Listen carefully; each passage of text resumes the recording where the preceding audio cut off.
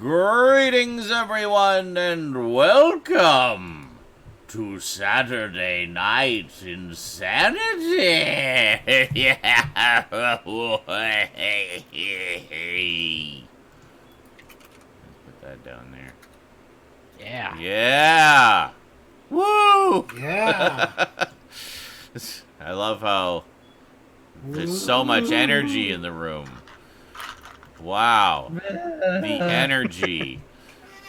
Calm down, Skinslip people. digging around in her I'm box. still getting over a cold. Oh, wait a minute, that doesn't sound right. I'm digging around my box in public, alright? Let's be very clear here. Stoudman. I'm trying to find a specific tube. Hey!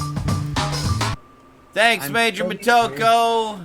I am a present. Or I was a present. Where'd it go?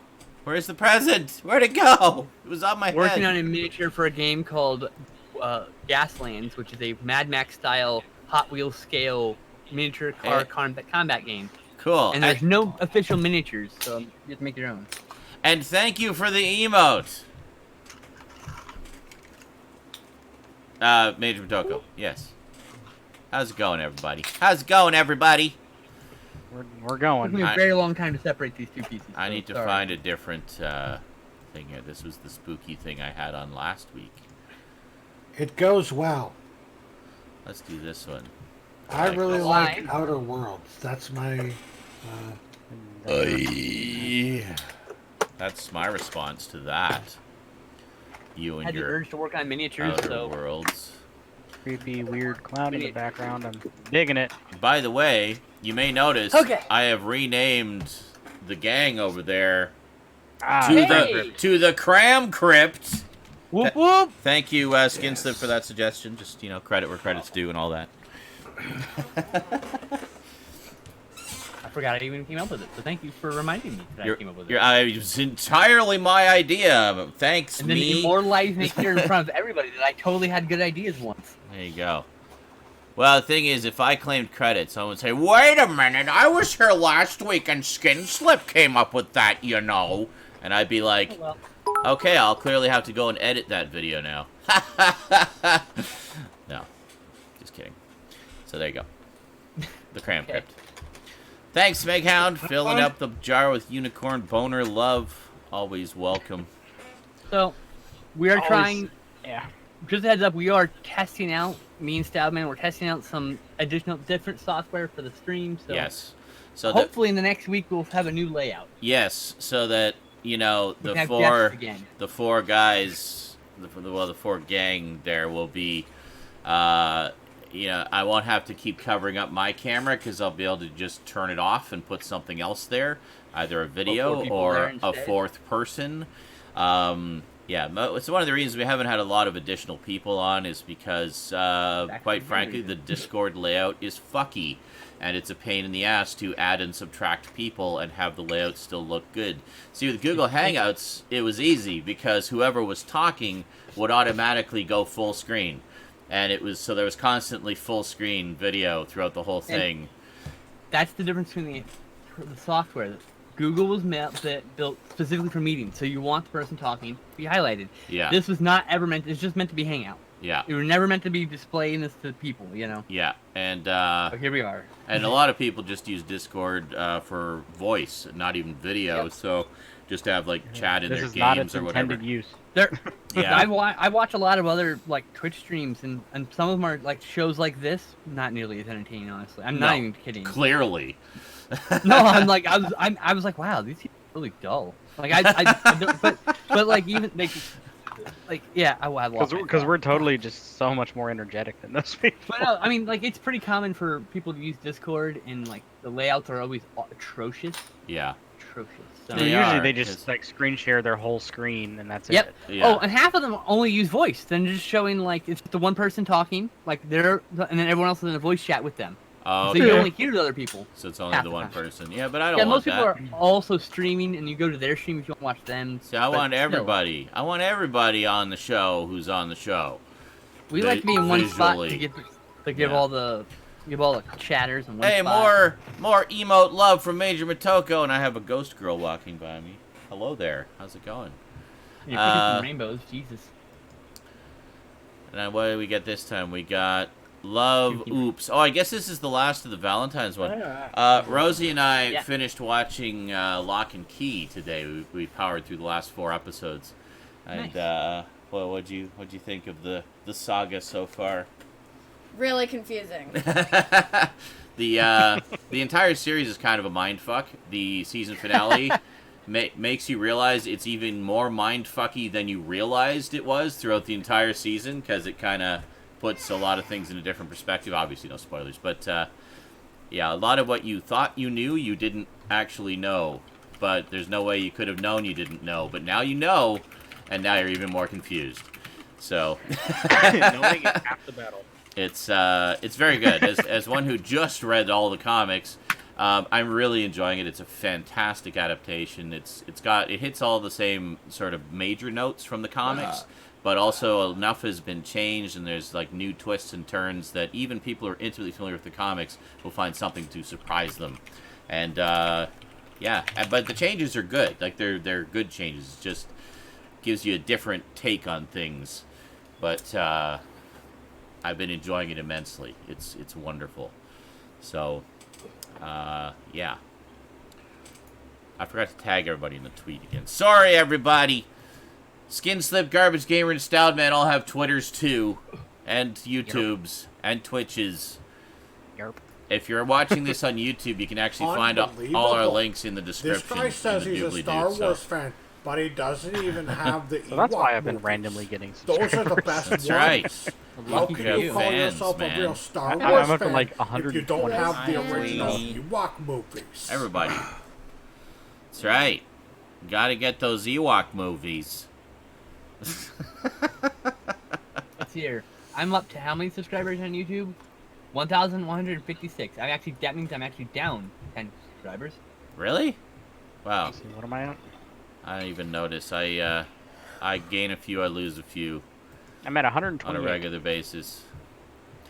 Thank you to Bethany, streamer, Anpaus1 for the signal boost. Also thanks I hardly post on there. Let me thank everybody. Thank you to SOS McWin, Ira Vitanwer. I'm sorry, I'm butchering everybody's names. Cowboy Sci-Fi Bot. And Major Motoko gets 2501, of course. And Truly Goober, Truly G on Twitter. And, of course, Skinslip for all of the signal boosts. The boostingness of the signals. Woo, woo. That's right. And thank you to That Strange Guy 13 for following me. Oh, and also thank you to Bowles Trek, who stopped by during the rerun and dropped a subscription. So how's that guy doing? Thank you very much. He's doing well. He's doing quite well, actually. He's found kind of a different direction for his channel. It's not so much about collecting as much these days. It's more about talking about how much things suck. Yeah, I am. No offense, it wasn't my kind of content. Don't worry about it. Appreciate Chris? No, a different Chris. Funny enough, no, Chris Bowles. I do wish goes him well. by Bowles Trek. Good person. But no, I mean he obviously found a direction, and it's clearly working for him. He's got more subscribers than me. He's got Mondo subscribers now and gets a lot of views. So hey, if that's your I'm not niche here to and you're having fun, I'm not trying to then success. I'm just saying it wasn't my kind of content. oh my God, I keep trying to mute this thread. Why does Twitter not let me mute this thread? Like, I don't know. That mute thread function barely functioned. It's the one thing. It doesn't Twitter I work. hate. It's like I'm so sick of seeing this thread, Luke. He knows what I'm talking about. But just end it already, for the love of fuck. Seriously, you've been doing it for 2 years. End it. Stop tagging him in it. It doesn't have to be 1,000 posts long. Like literally 1,000.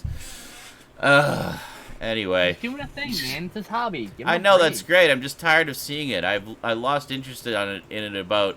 Has he been tagging you in it? No, it just keeps showing up because I follow him. But I muted the thread, and the thread just keeps showing up every time he adds things. It's like, it's muted. Why do I keep seeing this?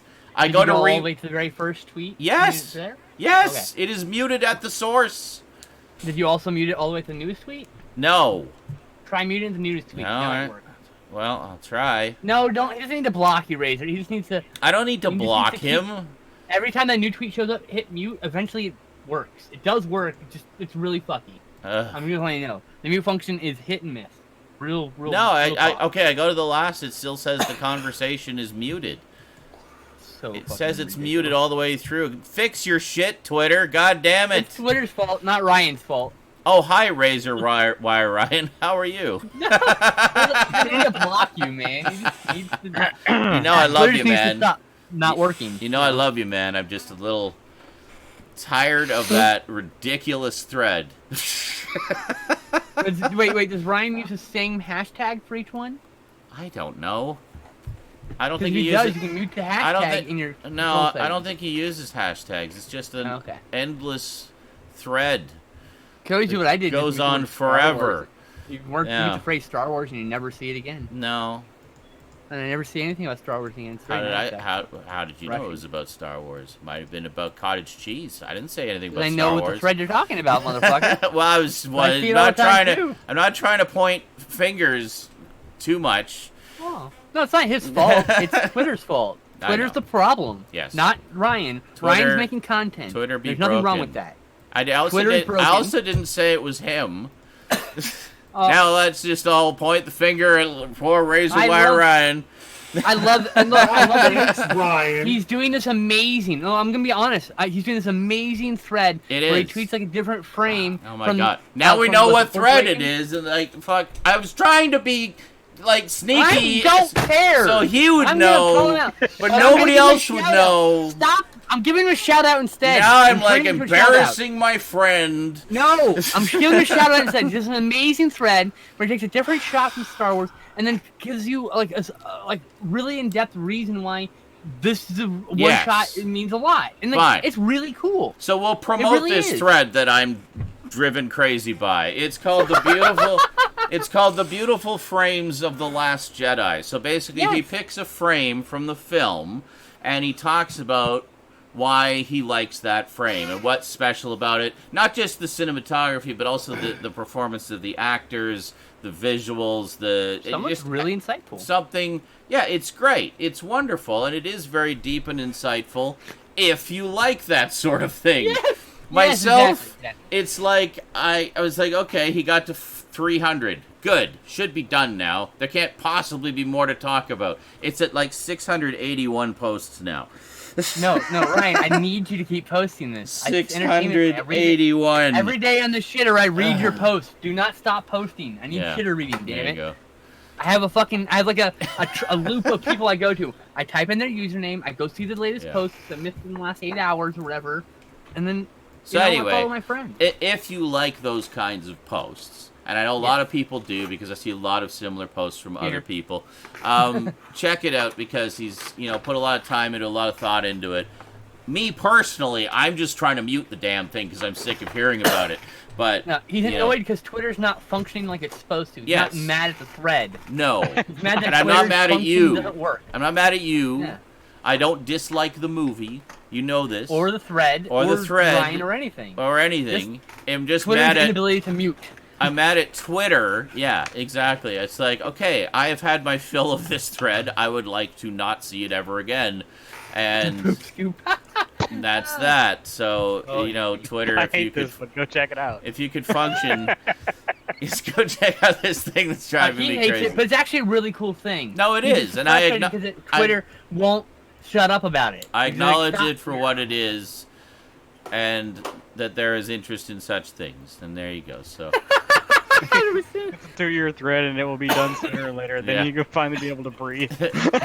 And then he'll do the beautiful frames of the Rise of Skywalker. Oh my god. Use that, Ryan, in the future. I don't know if you're using a hashtag. Use a hashtag specifically, and then he can go to his Twitter dashboard. No.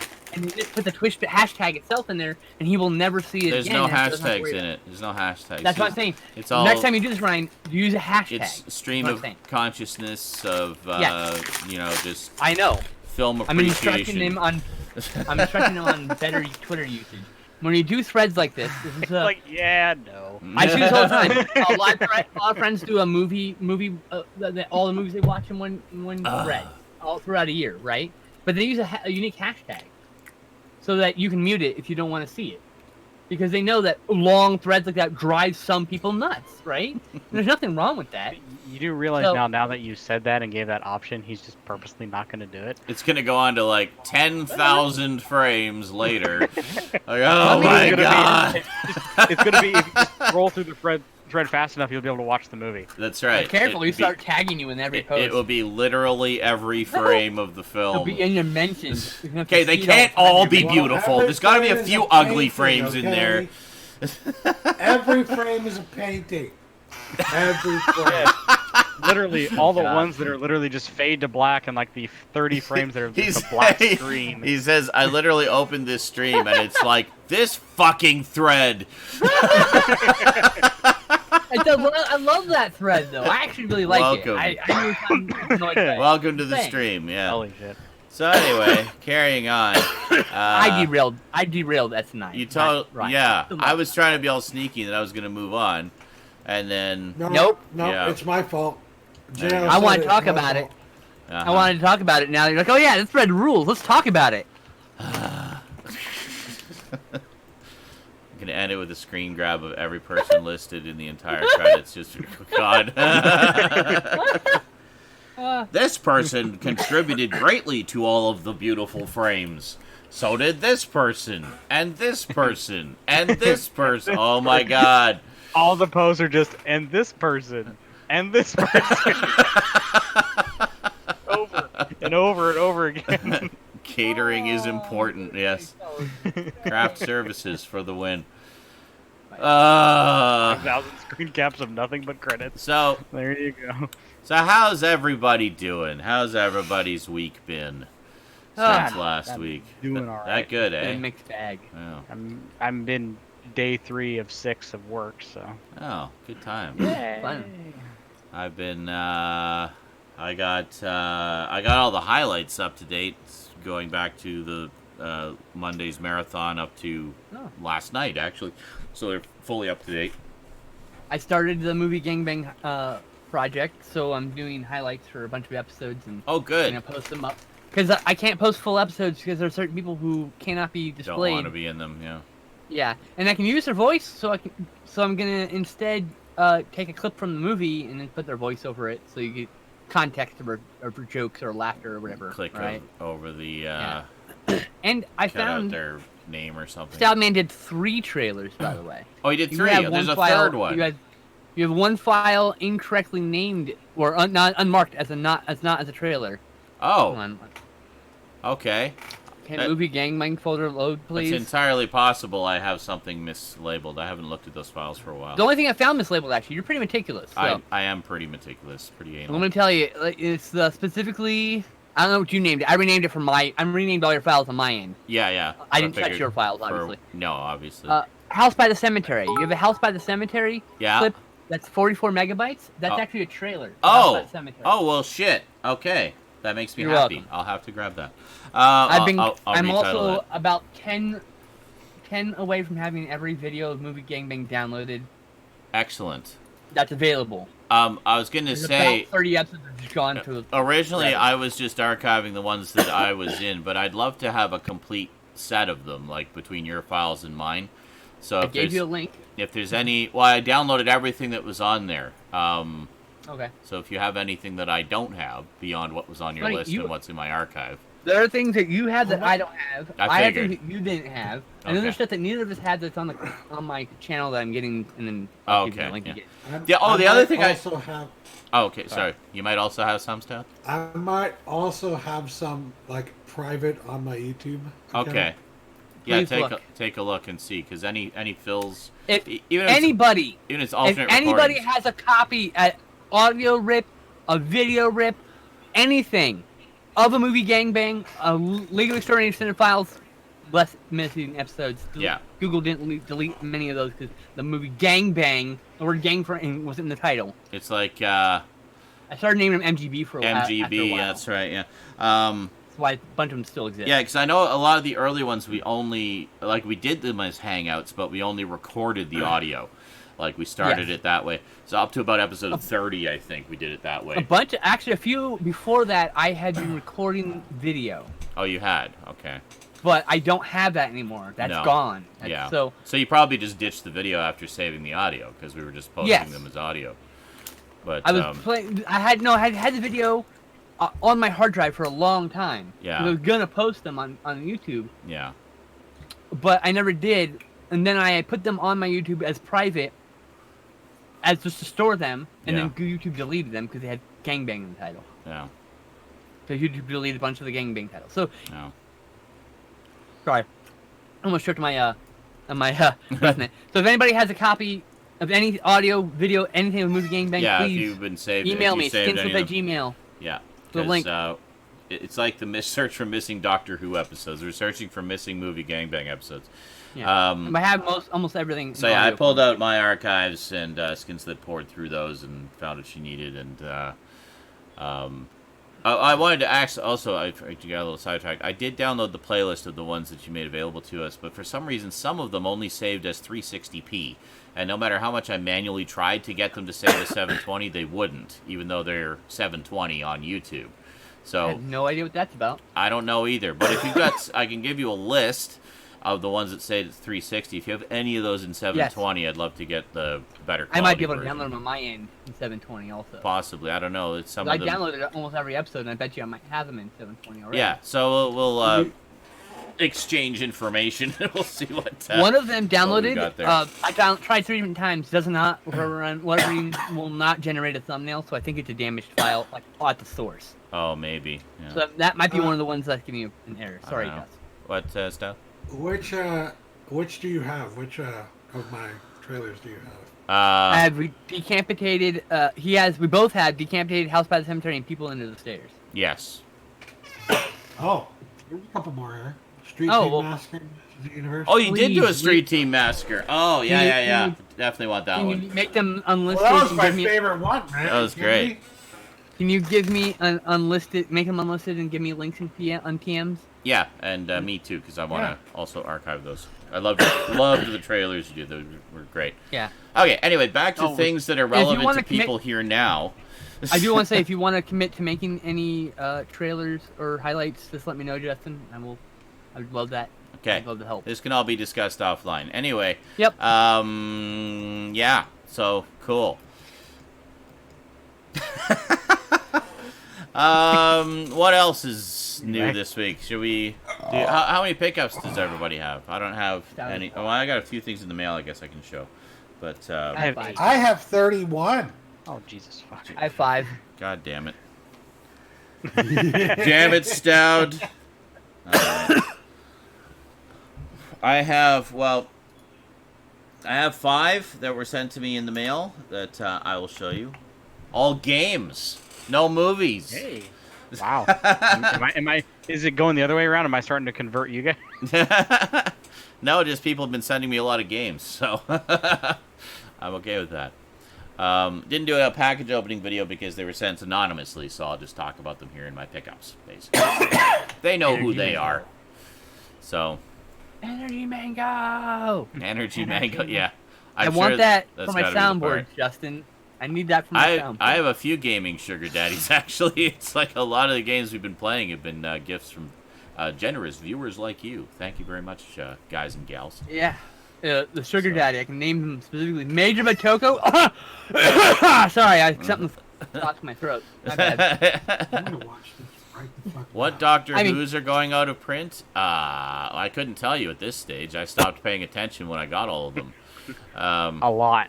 Basically, pretty much all the original DVD range is out of print. They are starting to re-release some of them as MOD titles, though.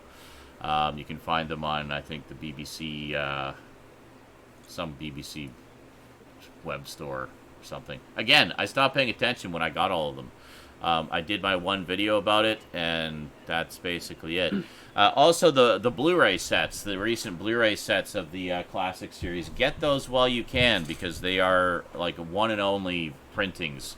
Unfortunately, I can't get with anymore. reprints. uncertain. I know I just had the one Tom Baker. I know the UK releases are limited editions with very limited print quantities. The first Tom Baker set went out of print almost immediately and started fetching collector's prices.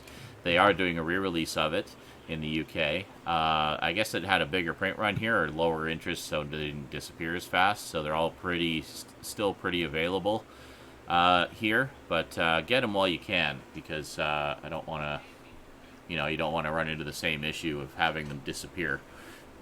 Oh shit! I'm getting links from Stoudman. Basically, just try not to fall behind. They're still in the process of putting them all out, so it's a good time to jump in.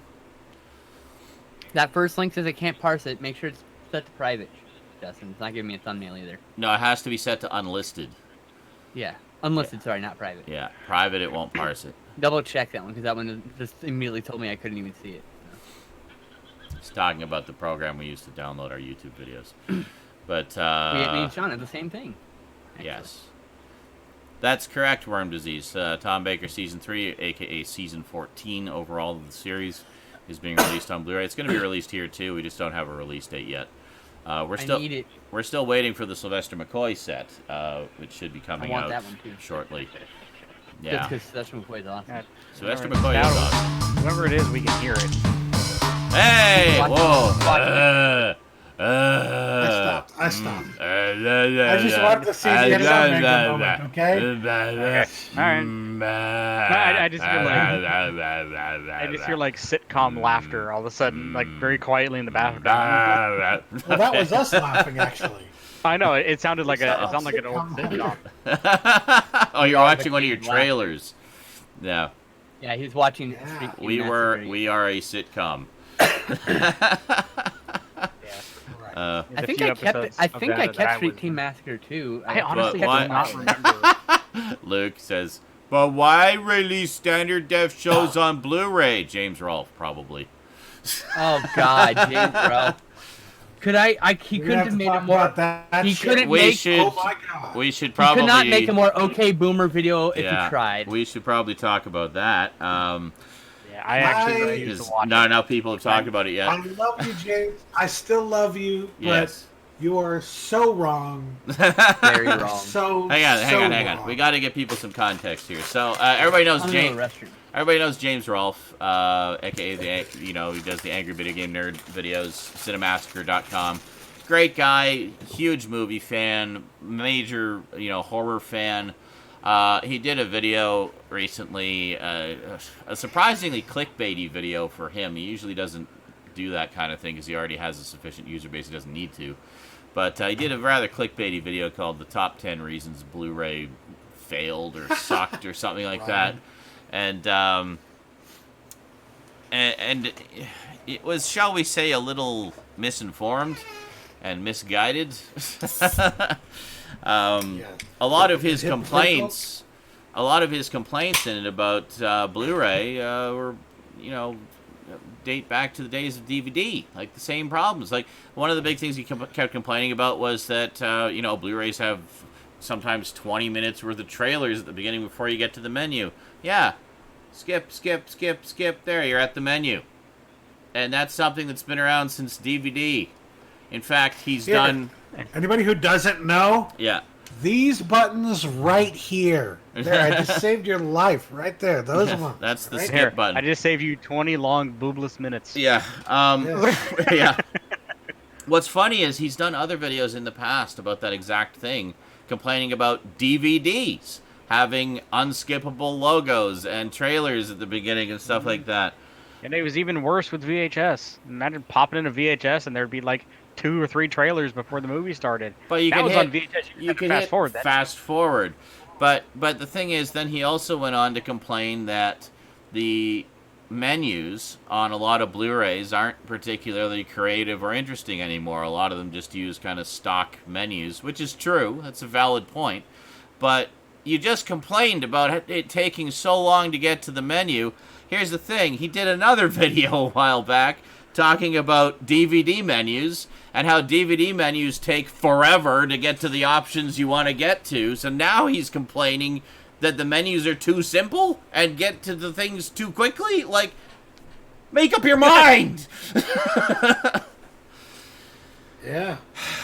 And another one that got me was just like he was complaining about, well, some Blu-ray sets are massive in size. They're oversized. You can't fit them. He used the Godzilla Criterion set as an example. Yeah. You can't fit this on your shelf. And he tried to, he showed himself mockingly trying to fit it on the shelf and everything. Yeah. And it's like, yeah.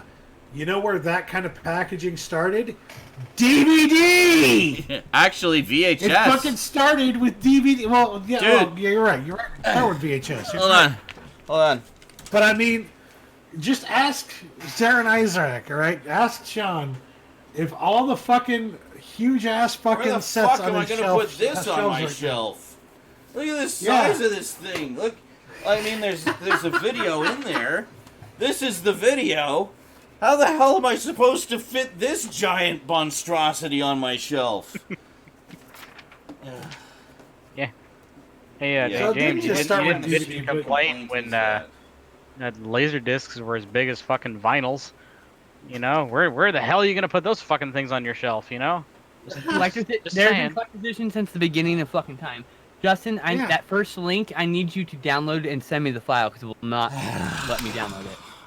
Okay. So that's not a Blu-ray thing. Just make unlisted, so it might take some time.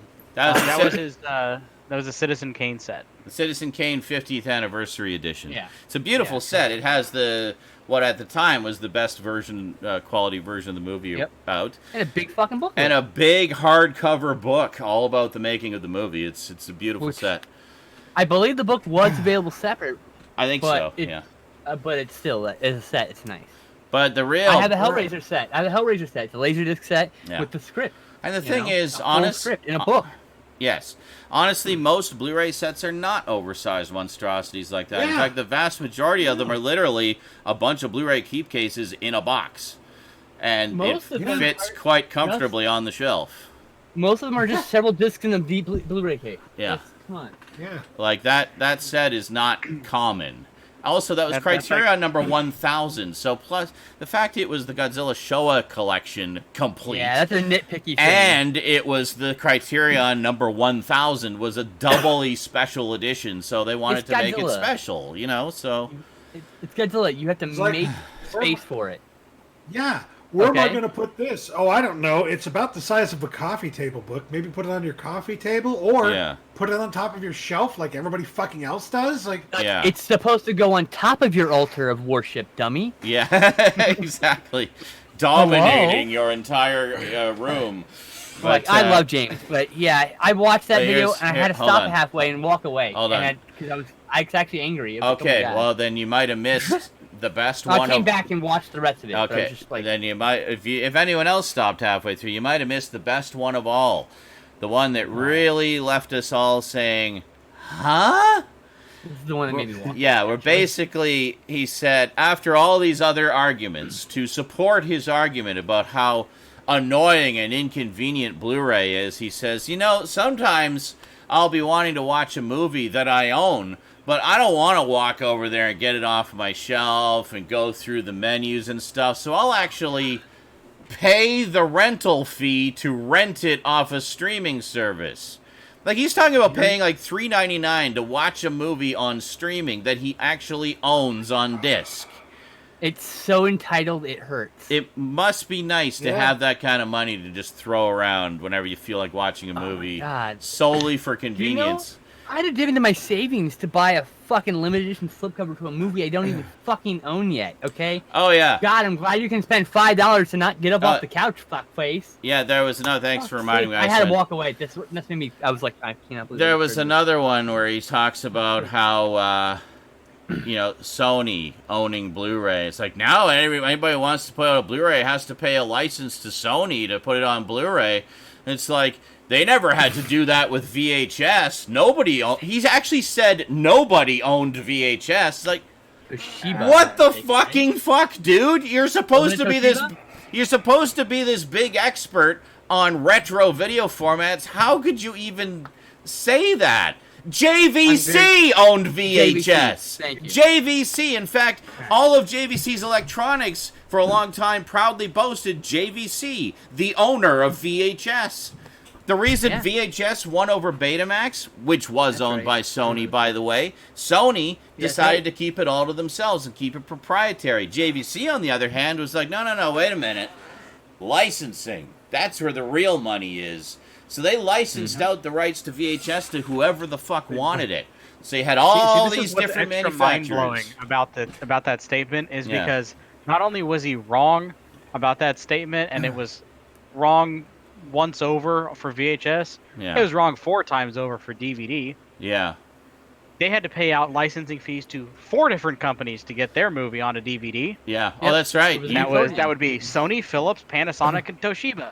Yep. Yeah. The 4 initial inventors of DVD. And the DVD. thing is, also, he's complaining about one company owning Blu-ray. First off, that's not entirely true. Yeah, Sony is like the main company, but there's the Blu-ray Disc Association, which is about 2 or 3 dozen companies that all have a piece of that pie. Meanwhile, he's talking about, why didn't HD DVD win? It would, would have sounded better, blah, blah, blah, blah, blah. Made more, it's a better name than Blu-ray. Yeah, that was owned by Toshiba. So that's who owns Toshiba. Yeah, instead of paying to Sony, they'd be paying to Toshiba. It's the same thing. Nobody owned VHS. You can't complain about the licensing rights issue with Blu-ray, which, by the way, as you just said, also existed with the VHS and DVD. Yeah, and laser comments, and then Beta. Say actually HD DVD would have better because the name made more sense. Made comments back when the Xbox One came out because it had a Blu-ray player in it.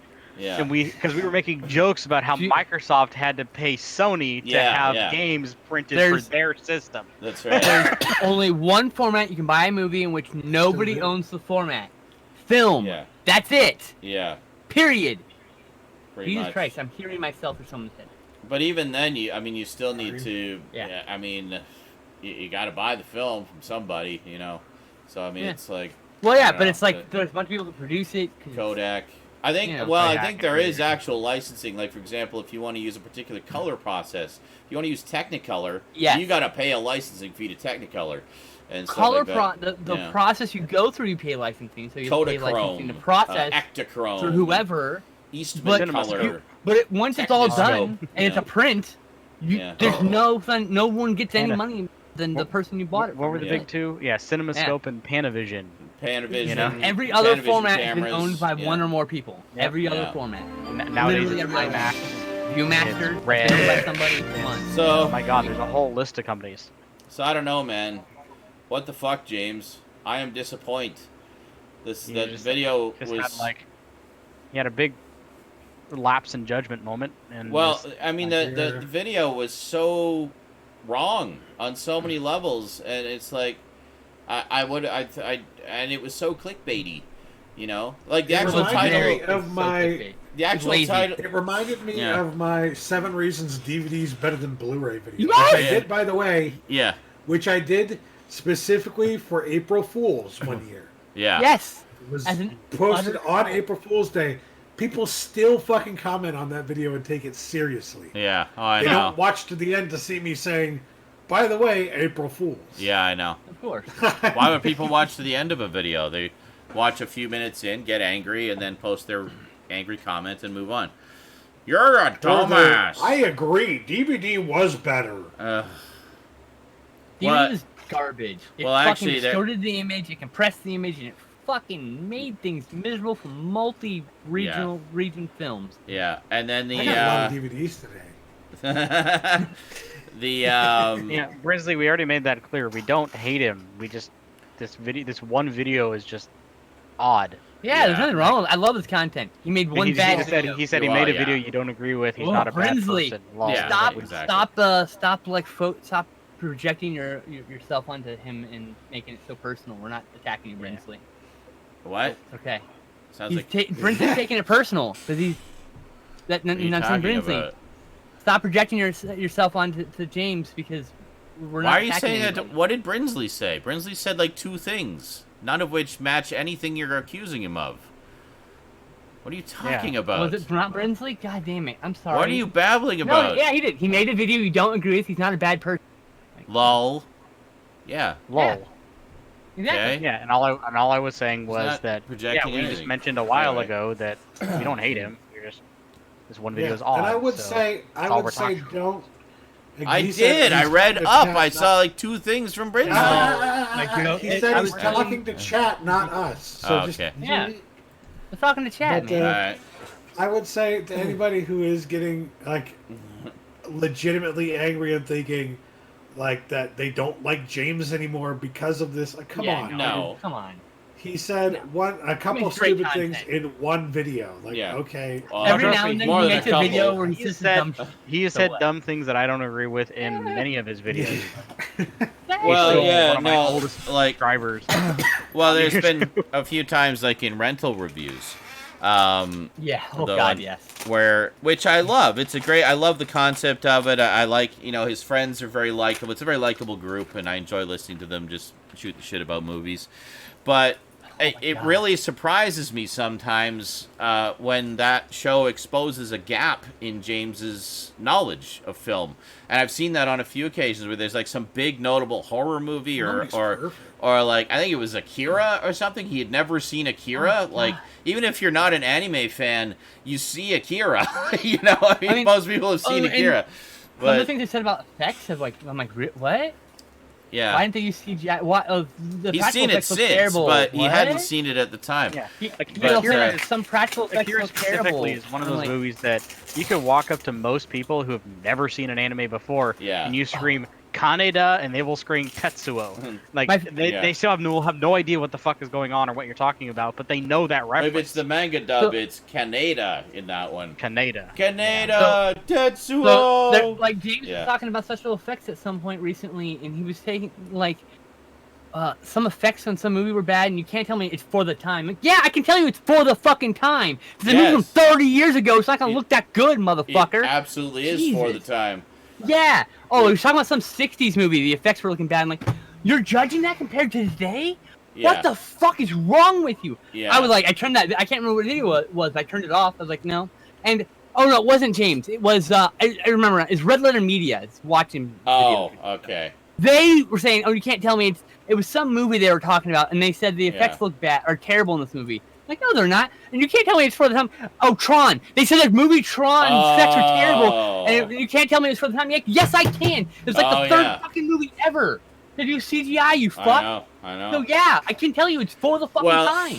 And it was also the most ambitious movie to use CGI at the time.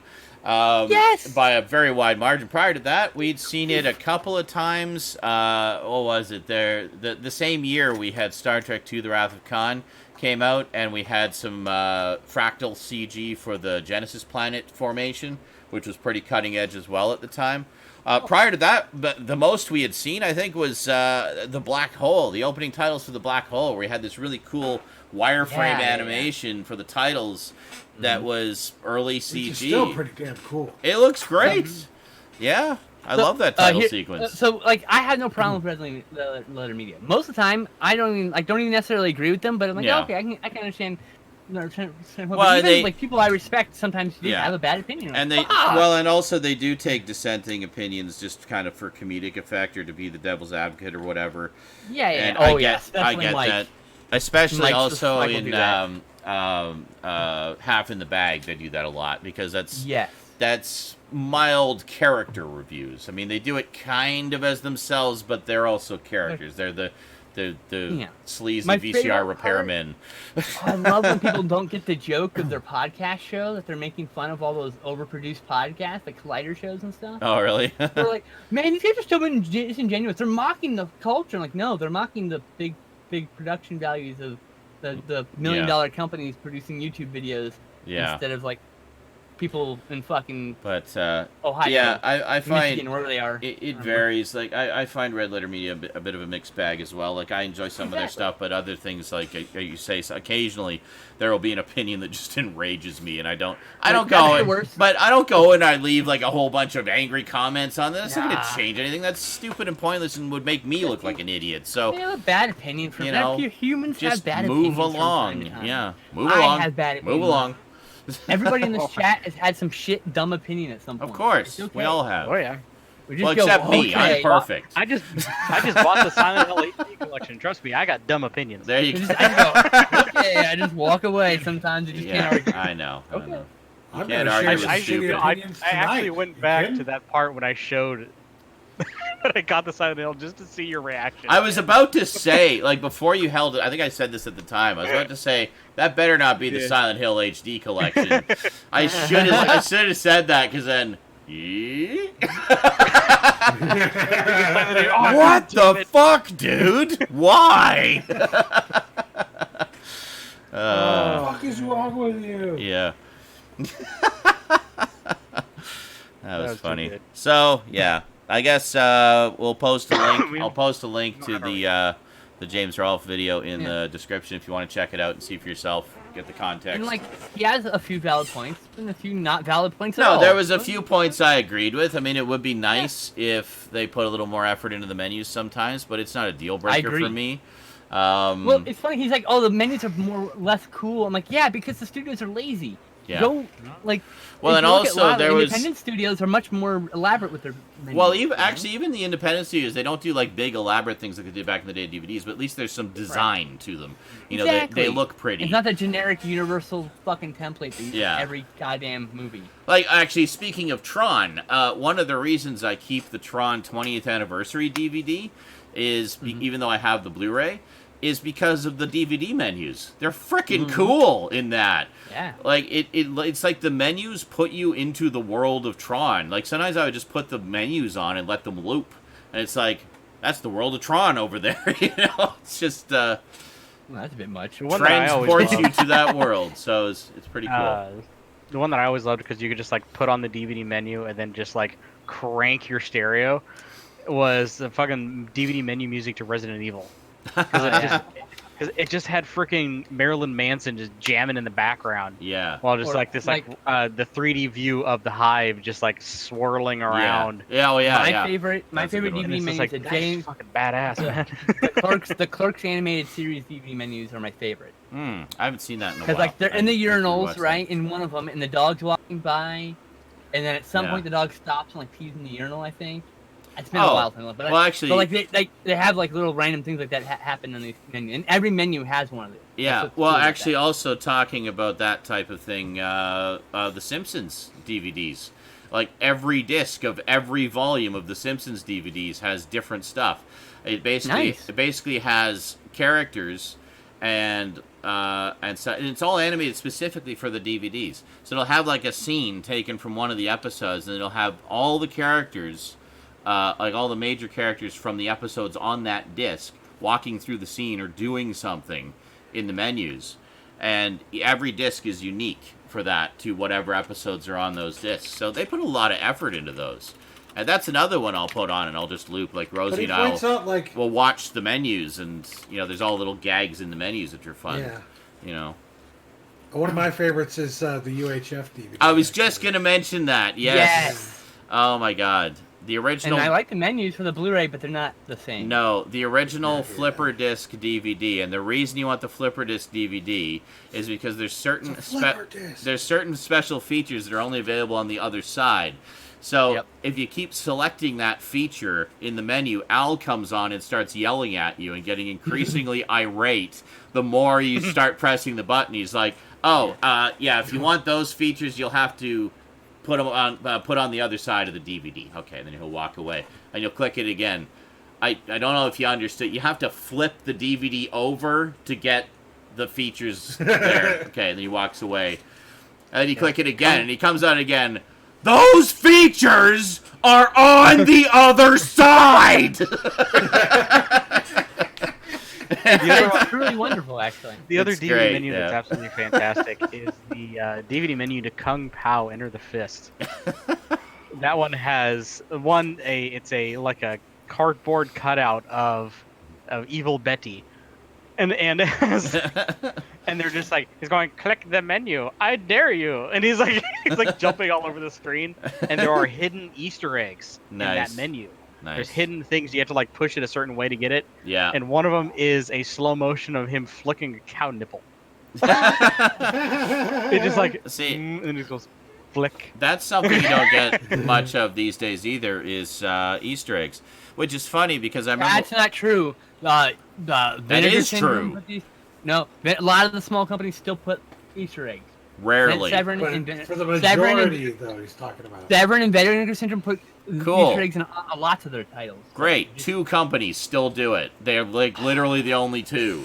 Like even all the Doctor Who DVDs, for example, had Easter eggs on them. Since the Blu-ray releases, all those contents that were Easter eggs are now just selectable in the menu. They didn't even bother hiding them anymore. Not nearly as fun. So yeah, well, and that's the point. Is like a lot of them don't do that anymore. It used to be you could find a lot of hidden shit around, DVDs if you poke around the menus enough.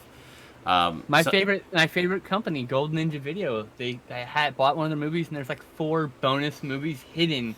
Oh yeah, fucking just hidden. You're like, it's like do combo like fucking Street Fighter combos, emotions to get the fuck. It's like a maze. It's a little maze actually, of actions. To get there. Cool. When I did the Multimedia Chronicles DVDs, I had Easter eggs on all of them.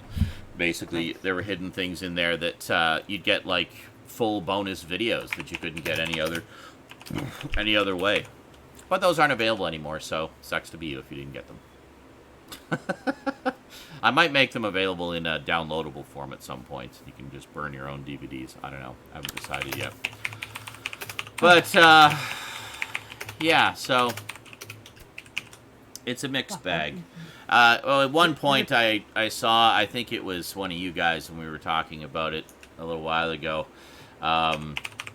was one of the reasons might be that when DVD first came out, they really wanted to push and sell the format and make it attractive to people.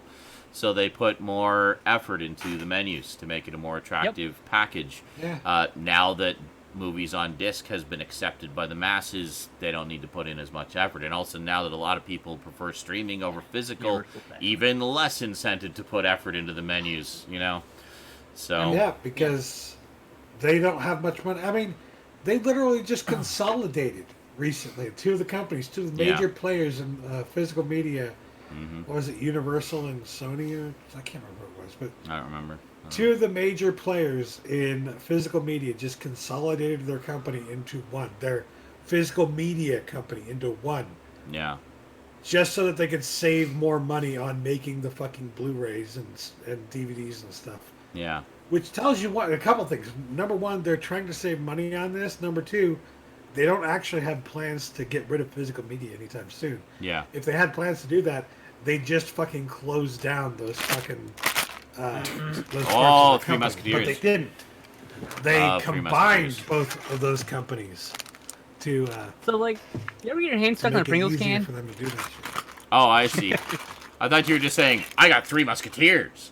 No. You ever get your hand stuck in a Pringles can? Right. Sometimes you just gotta let those hard-to-reach chips go. I didn't mean to derail your mouth. But I love how, as Dante is saying that to the guy, he then takes the can and just tips it to get the chips at the bottom out. It's like a duh. It's not difficult. Stings a little. Oh God, we have another Clerks reference later on in pickup. Great. Oh. Well, other than the James Rolfe video that we all disagreed with. Yes. There were other news-related items that happened in the geek world this week that were pretty interesting. Were there now? Get to that.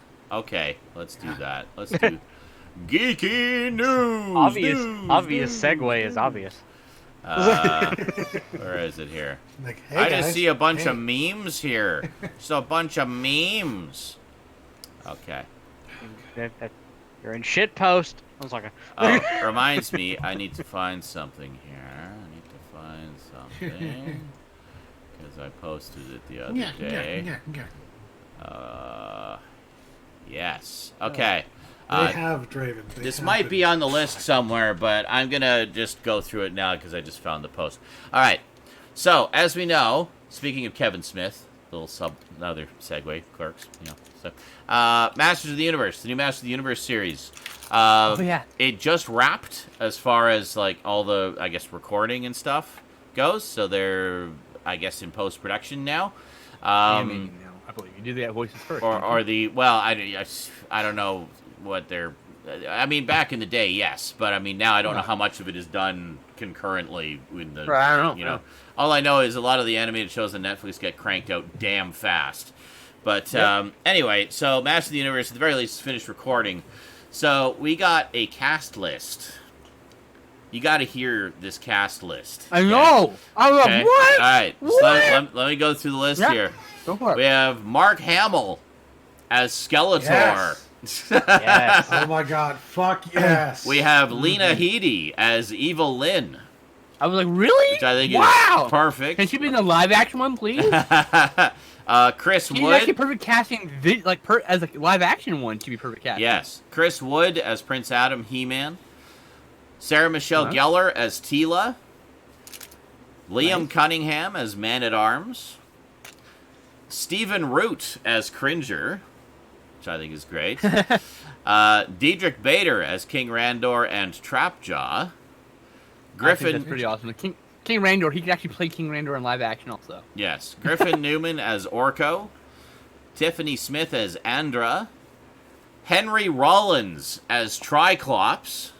Right? Yeah. Oh, nice. Alan Brilliant casting. Alan Oppenheimer, who was the original Skeletor back in the 80s as Mossman. He must be like 90-something by now. Nice. But Susan Eisenberg as Sorceress. Alicia Silverstone, what's she been up to lately? As Queen Marlena. God, I haven't heard that name in so fucking long. I know, I don't know what she's right? doing, but probably raising a family. Whatever. Justin Long as Roboto. Jason Mewes as Stinkor. I thought it was really great casting. I love Stinkor. One of my favorite characters growing up. So Phil Lamar as Hero. Tony Todd as Scareglow. Cree Summer as Priestess. Kevin Michael Richardson as Beastman. Kevin Conroy. Kevin Conroy as Merman. woo! Nice. And Yes. finally, Harley Quinn Smith as Elena. So there you go. So that's the cast list. I don't know Very who Elena cool. is either, but Yeah. Harley Quinn Smith is Kevin Smith's I was daughter. wondering Yeah. where Jason was going to show up. I Was think wondering he is there. there somewhere. You know? Yeah, Stinkor is just. I like Yeah. Stinkor so much I had two of them as a kid. I traded a figure away to my friend who hated Stinkor for his Stinkor. So actually, what I'm going to do to prep myself for this, I'm going to watch my two DVDs, the first 10 episodes of the original series and the first 10 episodes of the 2002 series. Nice. Nice. There you go. And then pop That'd be straight a into good, this one and see. Good Good 20 prep episodes there. there.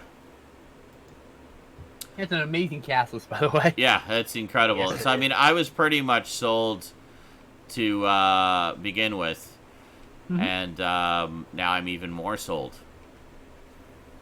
Oh God, no! Stratomaster. It's not going to be like Thundercats Roar. No. What if it is, Here, though? Hold What on. if it is? Hold What on. if it is? Let me show Now, you. Let me Shut show your you souls something to your here. mouth. If you have any worries at all, let me just show you something here. Just hang on. It is Kevin Smith. He knows better. Hang on a second. I Does just it, gotta though? He's a Yes, big he geek. does. He is. He's a bigger geek If than all there's of us. anybody out there to trust a franchise like this too, on that list, very Okay. high up is Okay, Kevin Smith. hold on. If you're at all wondering about the sort of tone and feel that they're going for, we don't have any character pictures yet. But if you're wondering about the tone and feel they're going for, here's the poster. Let me just move this up. There we go. There. So, you can relax. I think we can all relax. Honestly, that looks like a fucking Dark Horse comic. Right? It looks like a comic front. book cover, yeah. It looks, yeah, it looks fantastic. So, In a good way, not in a bad way. Yeah. I've actually not seen that until just now. oh really? Oh Yeah, yeah. Well, there you I've go. seen it, yeah. That's Holy shit. that's the official Pretty poster. sexy. Yeah. Yeah. I have Pretty- the power. pretty awesome. Castle You see- Grayskull with the sword just see the sword in erupting there. in the center. We zoom Good in a lord. little bit. There you can see. I can't wait to see how they Oh my fit God. Teen And I can Titans even going tell actually just from with that tiny little picture of the sword that Yeah.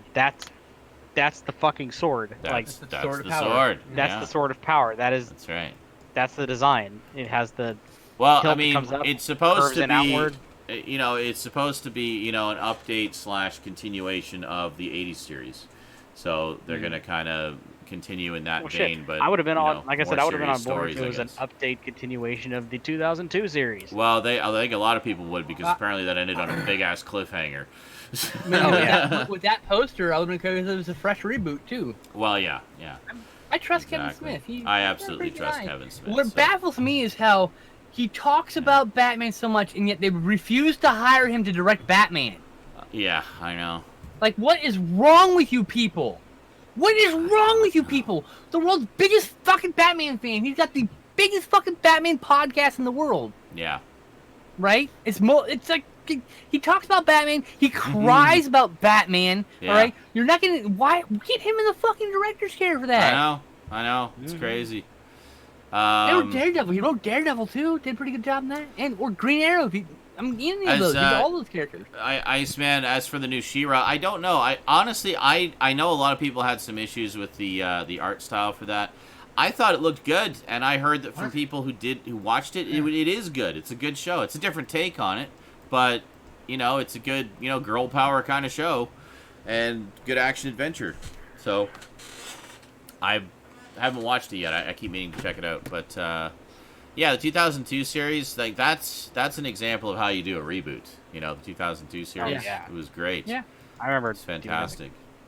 I remember seeing commercials, but I never saw an episode. I need to watch more. I've watched the 3-part opener, like the origin story, and it's good. It's dark. It's got a continuing storyline, and just has this real epic kind of feel to it. It's great stuff. If you can get your hands on it, get it.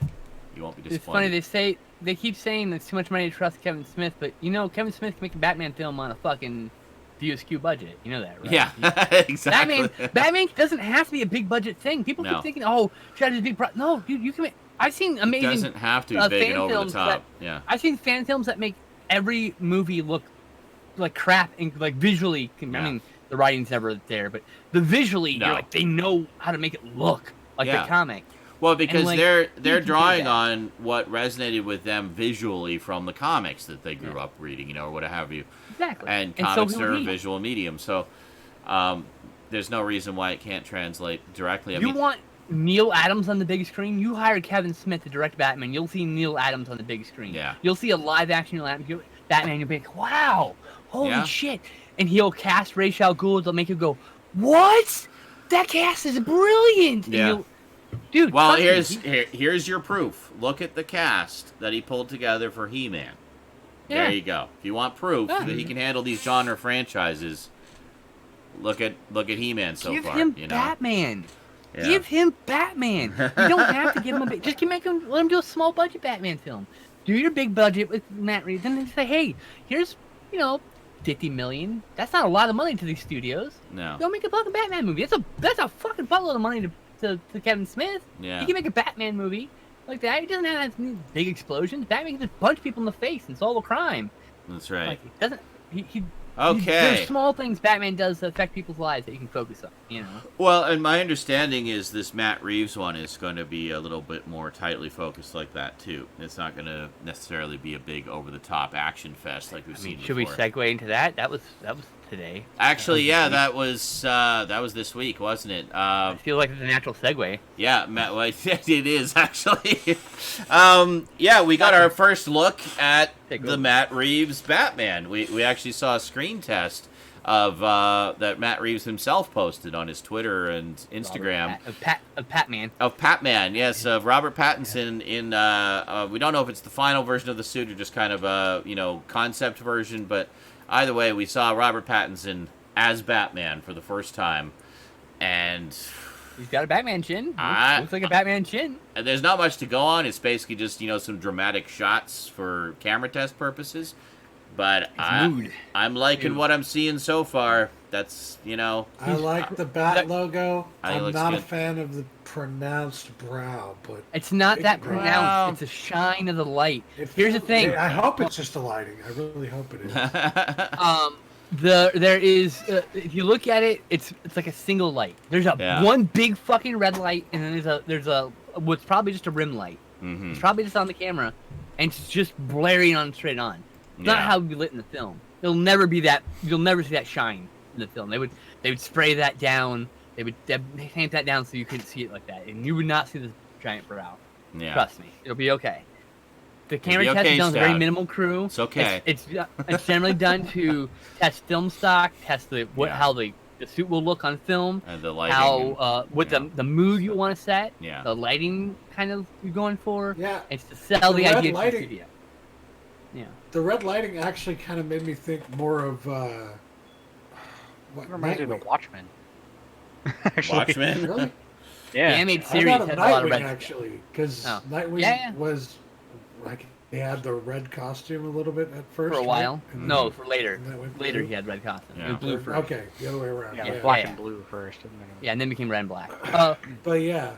It reminded me of the animated almost series. Kind of reminded me of that too. But, it did. No, you're right. It did. The red reminded me of the red skies from the animated series that you frequently saw. That's what it immediately reminded me of. Yeah, that's that too. There's some fan theories going around about the bat logo on the suit. It looked kind of metallic. So some fans are saying maybe it's made from the remnants of the gun that killed his parents. That's a weird one. It is a weird one, but okay. The other one was possibly detachable batarang. That's smart. Yeah. It could be some sort of device, like Peter Parker, Spider-Man had a built thing that had a projecting spotlight. He could do something like that, but like it blinds someone in front of him, and just a little pin light. Like, fuck! And you get hit with the LED in your eyes. Yeah. And answering your question, how's your father? Yes, that's apparently the direction they're going in this one. That's what my hope. Yeah. More of the Dark Knight detective that we haven't seen as much in the movies. We see, hints of it, but not really a big focus on it. But that's, there's a lot. That's been a big focus of a lot of the comics over the years. I mean, it started in Detective Comics. Hello. So apparently, a comic that was literally not even for him originally. Yeah. Had a bunch of other previous comics. Yeah, exactly. Yeah, it was just kind of thrown in as one of the other stories, but Matt Reeves said quite early on when the project was first announced that was the direction they wanted to go in, was more the Dark Knight detective rather than the action hero kind of aspect. So that's one reason I'm really curious about it. And those wonderful toys? The casting of the Penguin's a little weird to me, but I mean, who was Colin Farrell? Colin Farrell as the Penguin. So they're going with the British Penguin again, I guess. I guess they seem probably. To be, yeah. Which I don't like. Seems to become a thing. Just a nightclub owner, guys. He's not. Yeah. Just a nightclub owner gangster. He's nothing special. Well, I mean, look at him in Batman the Animated Series. He was voiced by Paul Williams. Right. Wonderfully, by the way. I loved his voice for the Penguin. I don't care what accent he has, by the way. I'm just saying. No, I don't. He's just a fucking he could be a nightclub owner. I don't either, but it's just. He could be a newly transplanted, or he could have his green card or whatever he's doing. I don't give a shit. The point is, he can be British and still be the Penguin. I hope they go more true to his origin of being a nightclub owner, gangster guy. Yeah. Who occasionally steals some shit. Nolan North's Penguin in the Arkham games. Yeah, he was quite good. I didn't know that was Nolan North actually. Yeah. But yeah, he was pretty good.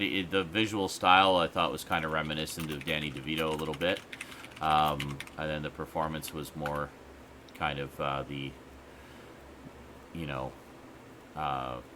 slightly. Get British. Batman back his purple gloves, you cowards! Ah! That's great. That's going old school. Okay. Yeah, so good stuff. Looking forward to seeing how that pans out. I like that Matt Reeves is dropping little tidbits for us.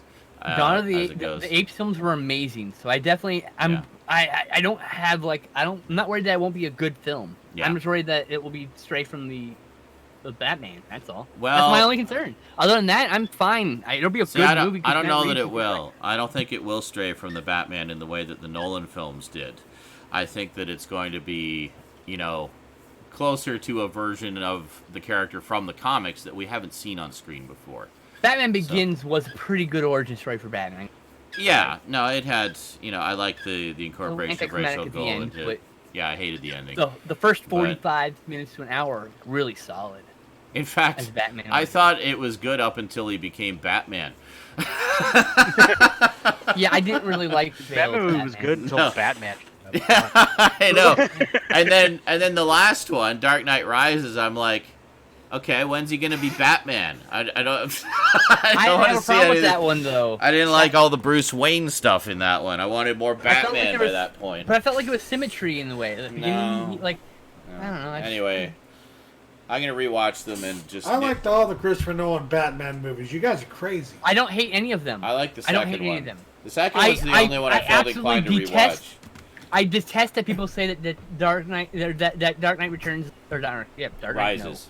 Dark Knight Rises, no, it's a sequel, the second one. Dark Knight. It's just the Dark Knight. The Dark Knight. Sorry. Yeah. That is like the best superhero movie ever, or the best depiction of the Joker, or the best Batman movie. Just get fucked on all those charges. Right? There's nothing wrong with the depiction of Joker. It just wasn't.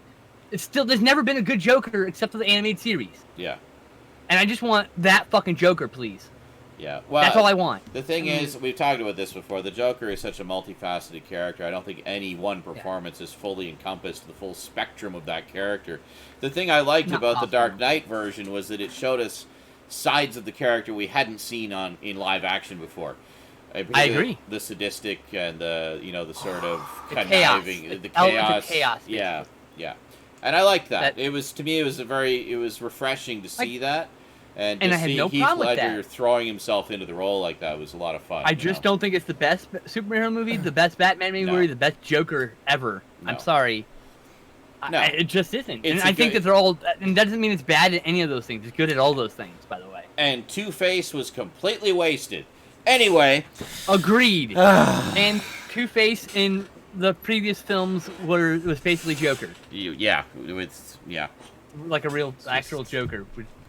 So we've never had a good Two-Face either, other than the animated series. The actor was not the problem with Two-Face. I thought Aaron Eckhart was great. Aaron Eckhart, yes. Love Aaron Eckhart. Great. I would actually be okay with him. He took up the role again. Yeah. He just said, trying it again. I love Aaron I'd Eckhart. be cool with that. He's a great actor. He's a very good actor. Yeah. But I want David Harbour as Two-Face. That'd be interesting. I think he'd be interesting. Yes. Okay, so let's talk about things that are actually on the list of news now. Sorry. I love Batman. That's okay. This is all stuff of interest. I'm super into Batman. Okay, so we got the official trailer for the next Wes Anderson picture, The French Dispatch. What? I didn't see a fucking trailer for that. Oh, okay. Well, that came out this week, apparently. Somebody at that in the Discord for me. The staff of a European publication decides to publish a memorial edition highlighting the 3 best stories from the last decade, an artist sentenced to life imprisonment, student riots, and a kidnapping resolved by a chef. Anthology film. Interesting. That's awesome. I can't wait. Wes Anderson anthology film. Yeah, fucking A. The official trailer for the second season of Netflix's Altered Carbons. I haven't seen that. I saw the teaser that came out a month or so ago. That must be dropping really soon if they're promoting it already. I'm looking forward to that. Usually is the case, yeah. And I, unlike my mother, will watch all of the episodes. Usually within about 6 weeks. It should be out in a couple weeks, I imagine. Nice.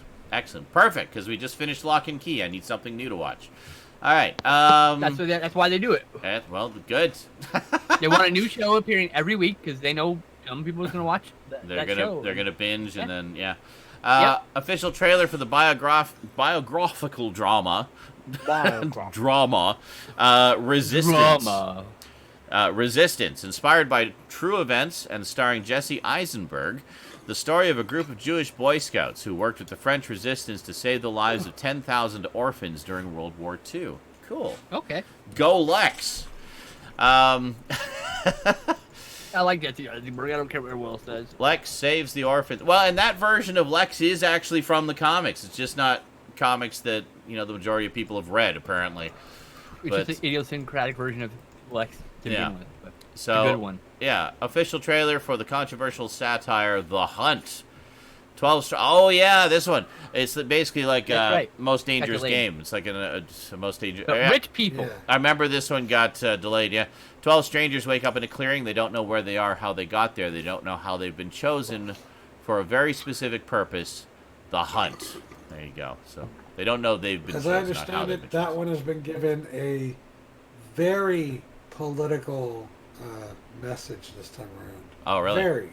Yes, and I believe it's going to get a limited release and probably shot direct to video VOD after. All right, cool. Well, they don't. Well, I mean, that makes sense because it was originally going to come out last year, and then they aired it like they were going to release it the same week as there was like another mass shooting. Oh, yeah. Right, so right. Oh, my favorite part were the conservative Republicans were complaining that it might incite violence since there was violence frequently. They don't understand that it's no comment. They literally don't get that it's satire, guys. Well, they don't understand satire. They don't understand humor at all either. Don't forget. They think jokes are serious. And, I know. Official trailer for the 3rd season of the Netflix anime series Castlevania. And I think Major Motoko, you were saying that the same company doing Castlevania is also doing the animation for the new He-Man series. So that inspires some more confidence. Before we get people complaining in the chat, I mean that on both sides. Anyone who's very strictly either one side or the other, pretty much useless. So just moving on. Okay, anyway. Official trailer for the crime series Gangs of London. When the head of a criminal organization is assassinated, the sudden power vacuum his death causes threatens the fragile peace between the intricate web of gangs operating on the streets of London. Co-created by Gareth Evans, director of the critically acclaimed Raid duology. Which means it's going to be a martial arts smorgasbord of fucking face punching and gore and I can't wait. Oh, yeah, I remember when he was talking about doing this. Glad to see that it's finally coming out. We have official trailer for the documentary, My Truth, The Rape of Two Corys. Which, God, I got it. This is devastating. American actor, musician, and performer Corey Feldman is giving the world an unfiltered view into the sexual assault of his co-star and friend Corey Haim and himself suffered in the 1980s. He's basically tried to out the people who did things to them for a few times. Apparently naming names in this. But apparently he's naming names in this one, and with proof and evidence. He wanted to.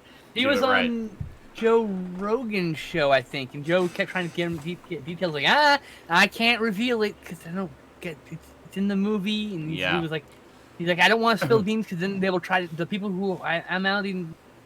They'll try to stop it. Try to stop it. Yeah. I mean, and they did. It's been on the shelf for over a year. Yeah. And they've been trying to get a distributor. So I know finally. It was around the time of the Me Too, when the Me Too movement started picking up steam. He announced that he was going to do that and finally come out with the truth. And I'm glad that he got it made and that it's finally going to come out. So good for you. Good for you, Corey. Love you, man.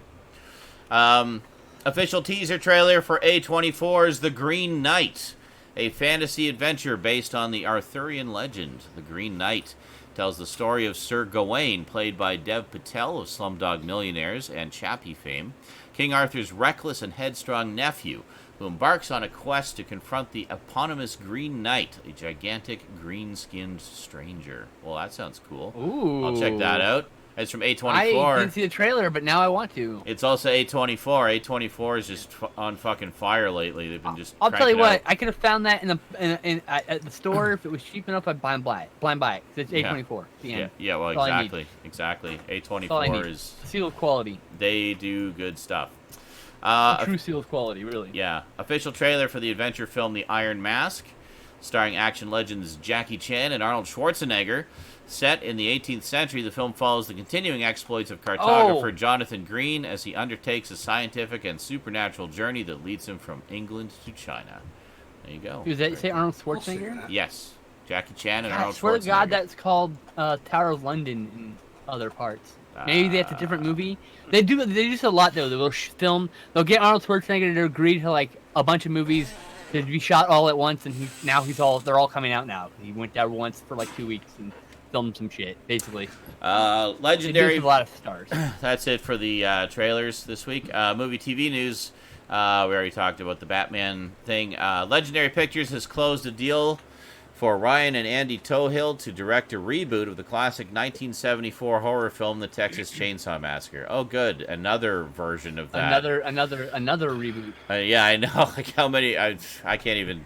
I mean, I'm okay. I followed some pretty confusing chronologies of sequels and remakes and reboots and side boots and sidequels and pre-sequels of franchises. But the Texas Chainsaw one, I'm completely lost. There's so fucking many of them.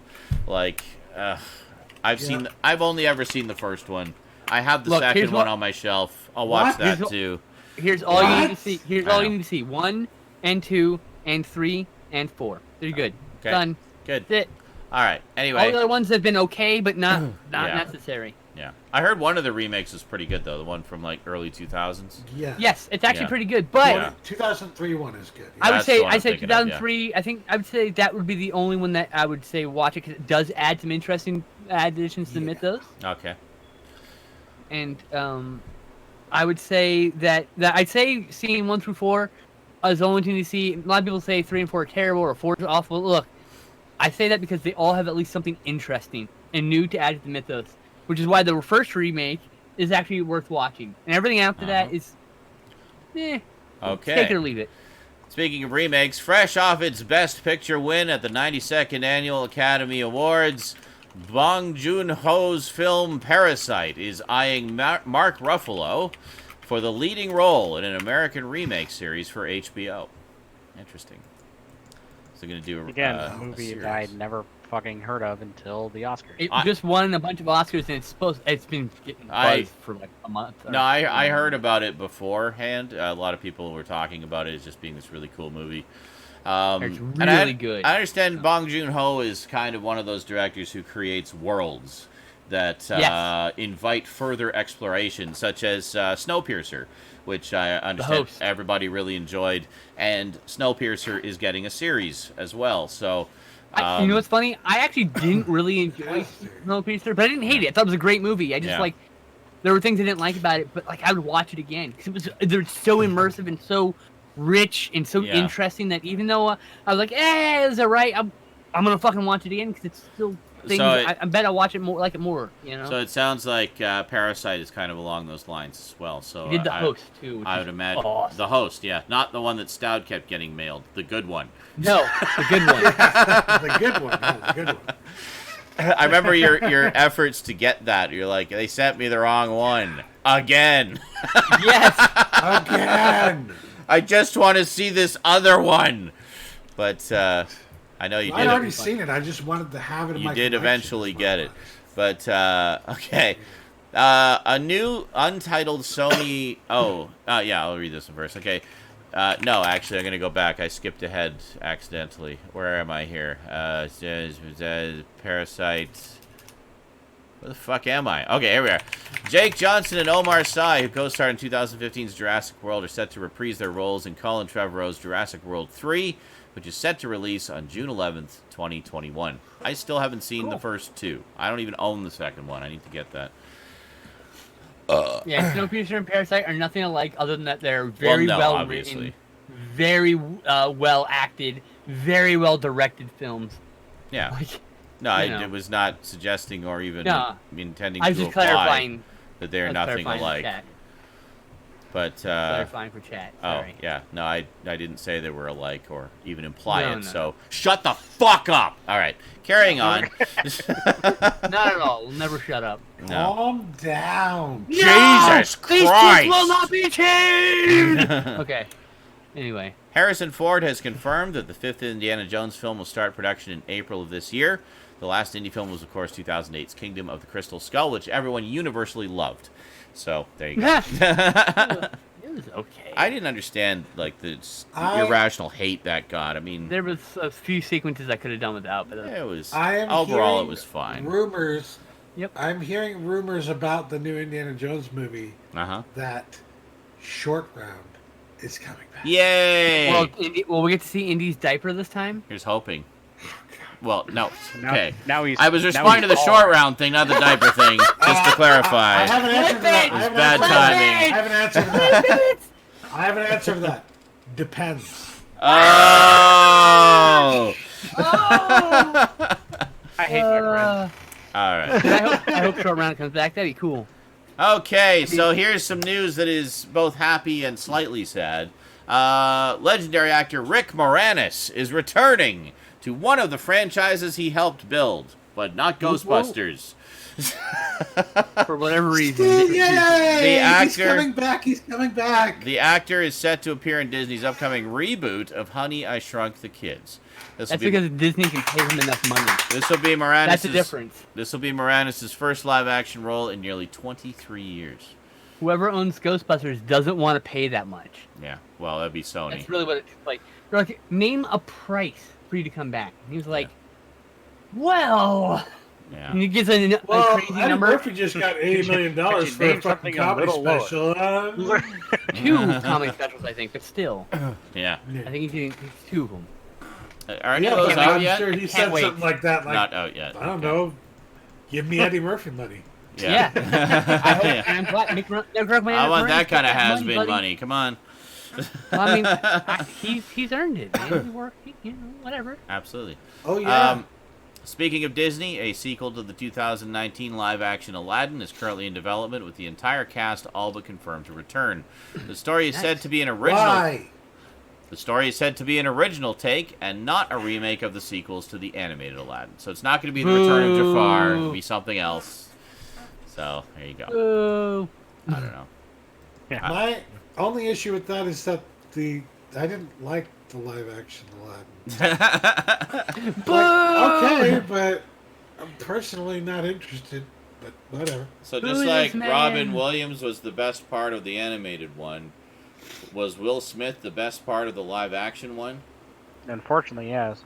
I like Will Smith. I mean, I can't complain. Yeah, Oh my God, Shanghai. Oh my God, Shanghai Dawn is happening now. By the way, the third of the Shanghai. The Shanghai Noon ones. Yeah. Yes.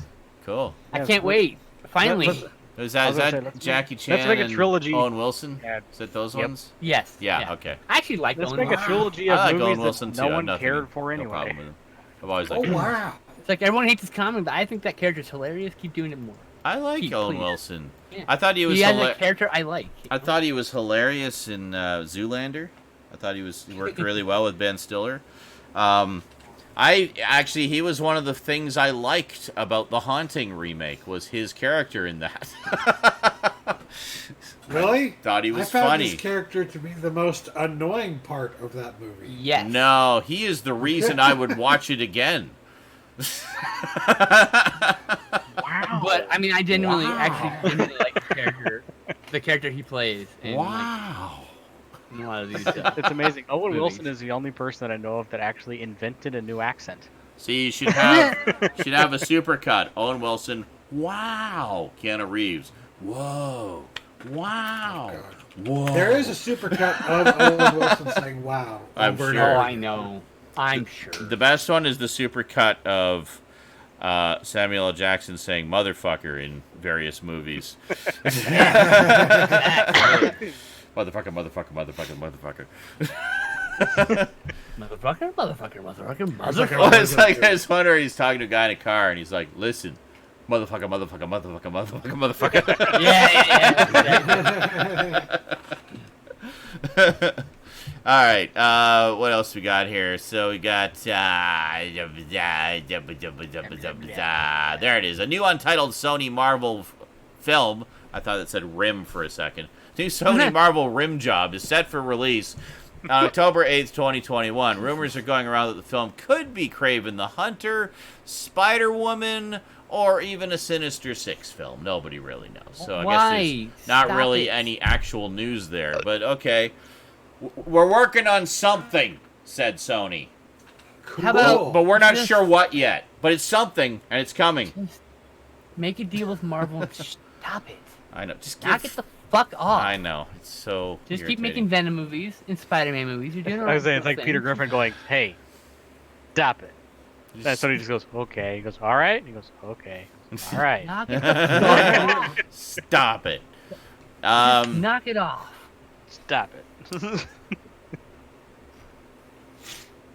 Which one? Who? Oh, that's what this. Okay, the long-awaited Cassian Andor TV series is finally kicking into gear. According to the star Diego Luna revealed that he is preparing to start filming the Rogue One prequel series this year, making it likely that the Disney Plus series will make its projected 2021 debut. Which character was he? Diego Luna was Cassian Andor. Which I've only seen Rogue One once. He's one of the Rogue One characters. Series Saw it about... twice and still can't remember. He's one of the main. He's like the main guy. I know he's one of the main characters, but I don't remember anything about him. Yep. Long-awaited series starring this character nobody remembers. It's finally happening. Yay! Bad memory. Oh, okay, yeah, I know who he is. I'm sure I remember my face. It took a Google search for me to figure out. Oh, that guy. I almost guarantee I'll remember my it's that face. guy. Yeah, exactly. Okay. Names I don't know. Oh, he's on. Wait. Oh yeah, he's on the front cover. Okay, hold on. I'll have to... Okay. Sure he is. The main character. He's on the front cover. Yeah, he's one of the. I think he's the person that leads Rogue One, isn't it? He is Rogue. Let's see which. I don't know. Tell me. Which guy is he? Which one is it? Which one is it? It is. Let's see. Where is he? Is it's it kind of blurry? Is it this guy? I'm pointing on my screen. It's that guy. Yes. Is it this guy? Is it this guy? Nope, down. Oh, first over. Is guy. it this guy? Over. The first guy. This you guy? This guy. Yeah, It's this guy. Okay, that guy. It's that guy. It's that guy. I remember that guy. That guy's cool. I like that guy. The handsome guy. Okay. I'm cool with more of that guy, please. Hey, we got more of Forrest Tucker's character in the new Jedi Fallen Order game. I would say what he did in the movie, but it's kind of a spoiler at the end. He kills everybody. Listen, I likes don't them on actually remember, From the but ashes. yeah. Personally, I would prefer if they had chosen to do a series based off Rogue One, in particular about the story of Chirrut Imwe, Please. who is the monk character from Which the guy is that? movie. Is that this guy? The monk Or this character? guy? It's Jet Li. No, It's this Donnie guy. Yen. Oh, it's the blind. Donnie this Yen. guy, the blind guy, right? Yeah. The Blind Yeah. Jedi. I thought Donnie that's. Yen. See, that's why I'm surprised. I thought that's what they were doing a series of. Was that guy? They should have. And It's like, literally the Blind Jet Li Jedi. Seriously. yeah. It's like what everybody's called he's it. the for a long Zatoichi time. of the Star Wars universe. Like, come And on. he was bad fucking ass too. I know. He was awesome. Everybody loved that guy. Whatever his name He's was. the guy we like. He's the guy everybody fucking liked. That, And they're like, that no, that we're guy. going to go with the sexy guy instead. Yeah. he that's- was. Yeah, like I said, he was the Zoichi of the series, and he would literally had a best friend who was just a big black guy with a big fucking gun. Yeah. He just blew the shit out of everything. Well, Big I- fuck you duo. gun, specifically. Yeah. Yes. All right. BFG level big Get the fucking. fuck out of my face gun. Yes.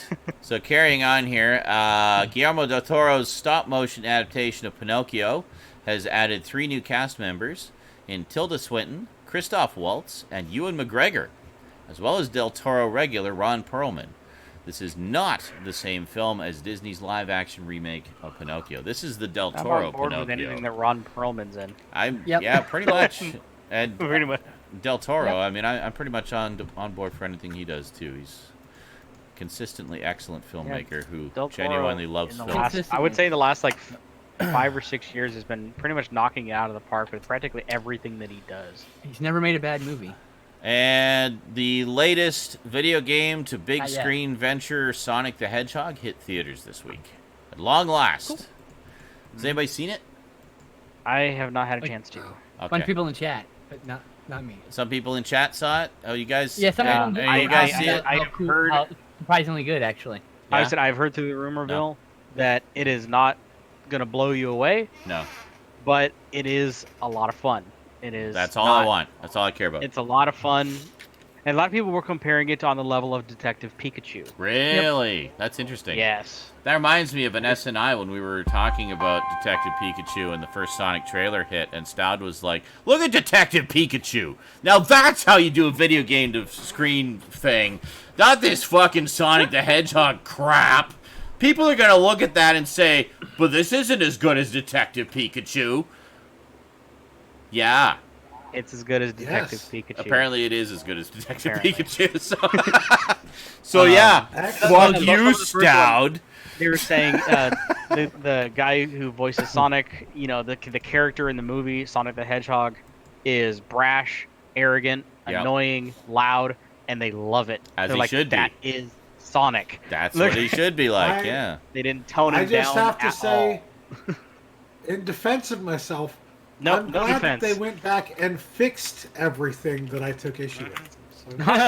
Well, cost them $5 million to do it, by the way. the visuals, For the visual rehaul. Apparently worth it though, because they made $20 million on the first day alone. So there you go. The opening weekend they did not turn a profit. No. Of course not. well, even no movie turns a worldwide profit on the opening weekend. Yeah, not unless you're a big. Unless you're Marvel, but yeah, I was say unless you're they Marvel. got really close though. The movie cost about 86 million to make, and they made like 85. You know, it was 20 domestic, and so give it one more weekend, and they'll have turned a profit. Yeah, they'll start turning. Worldwide though, I bet you. Turning... I bet you at the end of the weekend about worldwide they'll have turned a profit. Oh yeah, like I said, the 85 was mixed with domestic and worldwide. Yes. For opening weekend, so it was like 85 total. Yeah. So they're only a mil off. So. Yeah, they'll make it. So, comic book news. The continuity of Batman the Animated Series will return in a 6-issue digital-first limited series starting this April titled Batman The Adventures Continue. The title will be written by Batman the Animated Series co-creator Paul Dini and longtime writer for the show and its spin-offs, Alan Burnett. That's awesome. He's also written a lot of the comic book stories that take place in the universe.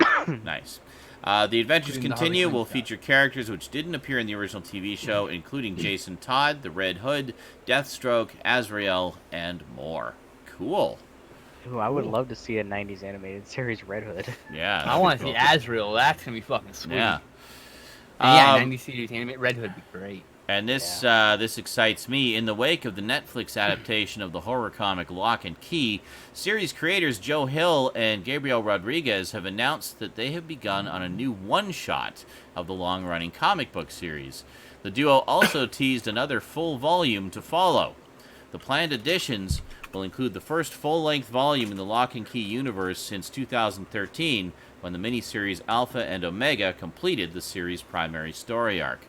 Hill is currently writing the one-shot titled Lock and Key Battalions and is in the conceptual stage for the 6-issue miniseries, which he referred to as World War Key. Very nice. Oh, God. Well, I'm all World War Key. I am all about that. Fucking A. More from that wonderful, rich world of dark fantasy. Fuck yeah. I'm looking forward to finally seeing it. He's also quite heavily involved in the show. Like, I see his name. Oh, by the way... speaking of Lock and Key, Rosie and I finished watching it today, as I think I mentioned at the top of the show.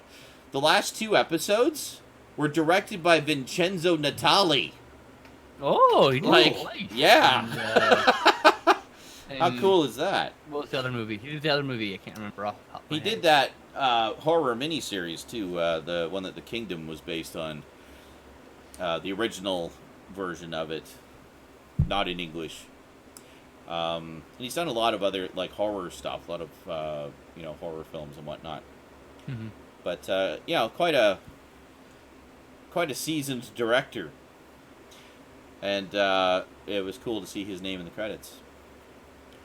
But I think Joe Hill actually has a cameo in it as well. He looks a lot like his father. Faja. It's Faja. Faja. So, Garbage Gamer, got some gaming news for us? I sure do. I bet you do. I bet you do. Hit me with that hot news. Wait, it's wrong. Anyway, moving on. Oh my. Okay, video game news. Let's do this. Yeah. All right, so we got another trailer for the Marvel's Avengers game, the Embrace Your Powers trailer. It shows some new gameplay, some old gameplay. People in the comments were getting all pissed off about that. Don't know why. Because no one seems to be talking about the big elephant in the room. This random mystery character we don't know anything about, who literally has the powers of Mr. Fantastic. And it's a female. Okay. It's this girl talking about how they're saying, we did this, I think it's like Captain America saying something like, we did this to her. And it shows her putting her hands on the door, and her hands get comically big. Oh, that's Ms. Marvel, I think. Is that Ms. Marvel? M-I-M-S, Ms. Marvel. Ms. Marvel, because it shows gameplay of you playing as her, and she's flinging her arms like freaking Gumby. Her name's Kamala Khan, I think it's her. No, is that her name? Well, they don't they don't tell us anything. Literally, it's just this random little girl. She looks like a teenager. Yes, that's Ms. Marvel. Then it's the new one. And the new Ms. Marvel.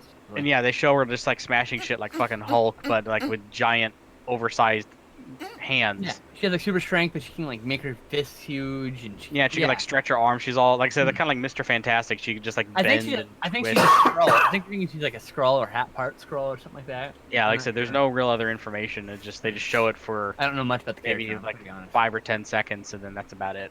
That's cool though. That's a very popular character right now for people who read comics currently. Yeah. So that's the new trailer for that. Still looks awesome. Can't wait for it. It had been delayed. Apparently, I was unaware of that. No. It keeps getting delayed. I didn't know that. But yeah, I didn't know that either. There was no big announcement, but whatever. Next big thing on the thing here.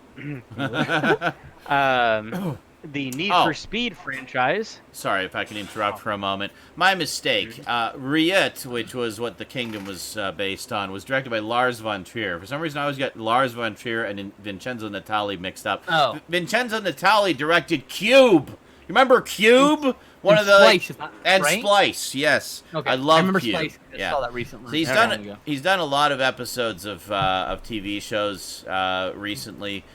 Cube is brilliant. But I love Cube. I really need to pick up the Blu-ray of that because I absolutely adore it. Lars von Trier is a very controversial person. Yes, but yeah, Vincenzo Natali, he did the last 2 episodes of Loki. He did a couple episodes of Westworld. He did an episode of Lost in Space, an episode of American Gods. Did a few episodes of The Strain, several episodes of Hannibal.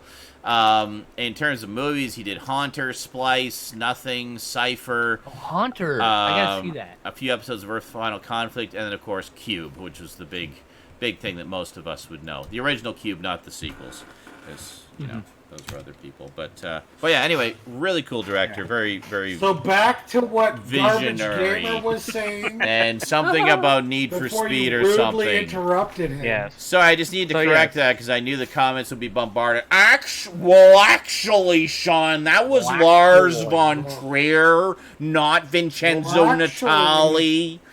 Yeah. Okay. Nerd. They're still gonna do fixed. That. Sorry. Fixed. Moving on. Yeah. There's still gonna be one comment from the guy who didn't even get the. You didn't get to the explanation. It's like I'll just stop at the gaming news and then correct Sean on all the ways he was wrong. And then he'll wait and then he'll reply to his own comment. Oh, sorry. Damn it! That actually minimized the screen. Hold on. There we go. Okay. Of course, that's the keyboard I'm on. Anyway. Something about Need for Speed. Oh, by the way, I like that game on your screen in the background there. You like that? I like that game. It's a relatively unknown game by a relatively unknown development company, and it was spearheaded by a relatively unknown developer. I like that I've never game. heard of it. It's a good game. I like it. And he's going to get his. For it. Yeah, I still hate him for this. You know, I still hate you for this. I like that game a lot. It's a good game. My favorite part is when he almost tripped on a binder that's on the floor. I like it. I know. It's pretty. It's a pretty game. I could pull out my Dragon's Lair vinyl. I know. Hey, I gotta have something to make you jealous too. It's all fair in love and gaming. There you go. But yeah, Need for Speed franchise has been handed back to Criterion Games. Yay! Yes, whoa! I didn't know that. All further Need for Speed titles will be developed in-house by Criterion Games. Always should have been. Which I don't think is related to the Criterion movie company. It's different. No, Yeah. unrelated. Unrelated. Yeah, the Need for Speed Heat developers, Ghost Games, will now act as the engineering hub, according to GI.biz. The Gothenburg-based team is made up of architects of the Frostbite engine and will continue to support EA games going forward. EA plans to relocate most of its employees from Ghost Games to Criterion and other sectors. So there's about 30 other jobs that they didn't mention that are at risk at the moment. So, but it looks like most of the head developers are heading back to Criterion Games. That's what we call spin. Yeah. Spin a good on a bad. So, yes. Criterion also, if you don't know Criterion Games, they also developed the Burnout franchise. Yes, I knew that name from somewhere. Yep, they made the Burnout games. For years, and I the wondered, early Need is for that Speed the same titles. Criterion as the movie company? No. So, More Burnout, please. Yes, we need like an actual Burnout 4. HD we'll remaster of Burnout 3, please. 2 and 3. The We're probably takedown. The not first going 3. to get that. Burnout forever. I mean, we're probably not going to get that now that... We do have a PS4 version of Burnout Paradise, at least, so that's something. Yes, we do. Yeah. I need to get that. That is a thing. Well, I'm just saying that, Rosie and I like that game. we are... You just said that they're going to be taking over the Need for Speed franchise, right? Yeah. Well, if they're going to be taking over the Need for Speed franchise, then they're probably not going to be working on any Burnout games. But what anymore. if the new Need for Speed is basically Burnout with Need for Speed on it? I'd be okay with that. Me I'd be too. okay. Me too. I'd be okay if the Need for Speed was basically just a they fucking... combine them and Call call it it... Need for Speed, make it Burnout. No, I Need was for just Speed going to say, Burnout. just combine it and call it Need for Burnout. Burnout for Speed. Anyway. Need for Burnout. They do have a Need for Burnout. Yeah. I'll take that. We're going to have a new Burnout game. I'll take Need for Speed becoming Burnout. Same thing in the end. Yeah. Yes, need more Burnout than Drunken Master Paul. Okay, so there's a... I think this is the one that was a Kickstarter at the moment. Yeah. Whoa. It's a game called... Mega Belch. It's a game Thanks, called... Yes, Did you yes, hear I that? did hear that. Yes. Just Yeah. knows. Doesn't even need to hear it. You can hear it in your mind. I heard it in my soul. That's I right. was like... I don't know why. Me No, too. but there's a Kickstarter for a pixel art arcade adventure game called Battle Axe. Ooh. Oh, that was pretty cool. It's being developed for the Switch, PS4, Xbox One, PC, Mac, and Linux. Yay, It looks PS4. like a mix between. It looks like a mix between Gauntlet and Zombies Ate My Neighbors. Which is exactly the aesthetic I'm looking for. Yay, Gauntlet. The art made me jizz super hard. Insane. Oh yeah, Nice. it's got some really nice pixel art. In that. Beautiful art. Awesome. We got Just hope the controls aren't terrible and be perfect. another indie, 2D Greetings, game Michelle. coming out for PS4, Xbox One, Switch, and Steam. It's called Cyber Shadow. Got a trailer, and it's literally Shinobi mixed with Ninja Gaiden. Oh, Ninja Gaiden. Ninja Gaiden. Christ. Ninja Gaiden. And Nope. Or I no. refuse. Gaiden. Ninja Gaiden's great. Gaiden. As a gay woman, I can say Gaiden all I want. Ninja Thank- Gaiden. Ninja Gaiden. Ninja Gaiden. I'm a gamer. I can say Gaiden if I want. Gamer. it's like you're yeah. taking your thumb in an open wound and just going. No. Like I'm the not sneaky- gay, I'm Guy. What is that from? I don't. It's my imagination. I was just It's like, just. it's like Yeah, Sean with the inner fork machinations and of knife. Sean's mind are an enigma. Ninja Gaiden. But yeah, Cyber Shadow. It's Shinobi mixed with Ninja Gaiden. Guy to Gaiden. Gaiden. Guy to Gaiden. Gaiden. Take it. Gaiden. Except for all the Gaiden. bases here. Looks fun, and obviously, it's pixel art, 2D action, classic, good shit. And I finally saw the and we got the official gameplay reveal trailer for Outriders. Now this game has been getting a lot of buzz. Sorry. You'll get caught up in the Outriders. Okay. Is that the Sunset Riders ish No. one? No. Okay. Oh, I mean, Daytona. it plays. A lot of people, for some reason, were trying to call it the Destiny Killer, mostly just because it's a shooter game where you have powers. I'm like, oh yeah, okay. Oh, okay. But you have like elemental powers like rock and lightning and fire and water and all these different ones. So it's like Avatar then. Avatar. Yeah, Airbender. like if Avatar Oh, was. we're talking about this, right? Yeah, I was Alright. mentioning it before the show. I remember this discussion now. Sorry. Okay. Yeah, and one thing I actually didn't know, which I now understand where the hype comes from, is it's a collaboration between two very legendary developers. One of them obviously being Square Enix, and the other one being, Sean will know this company very, very well. From People Can Fly. From what? People Can Fly Productions. You may know them. They developed Humans this little Can Fly. indie title game, called. You want to say it? You only play it about 98% of the time on your stream. I've never heard of this company. Are you fucking serious? I never heard of it either. Oh my god! People Can Fly? People Can Fly Productions developed Fortnite. Okay, I didn't know that. I didn't know that before tonight either. I just thought Epic Games. That's who I think of. They're a distributor, I think. No, they're a developer. Are they? But no, they distributed Fortnite. They distributed it. Yeah, they distributed it. And then they bought it, and then they're like owners. Because now, People right? Can Fly is a subsidiary of Epic Games. Okay. Gotcha. People Can Fly. They do make their own games under their own moniker. Some of their more popular ones as of late have been Bulletstorm.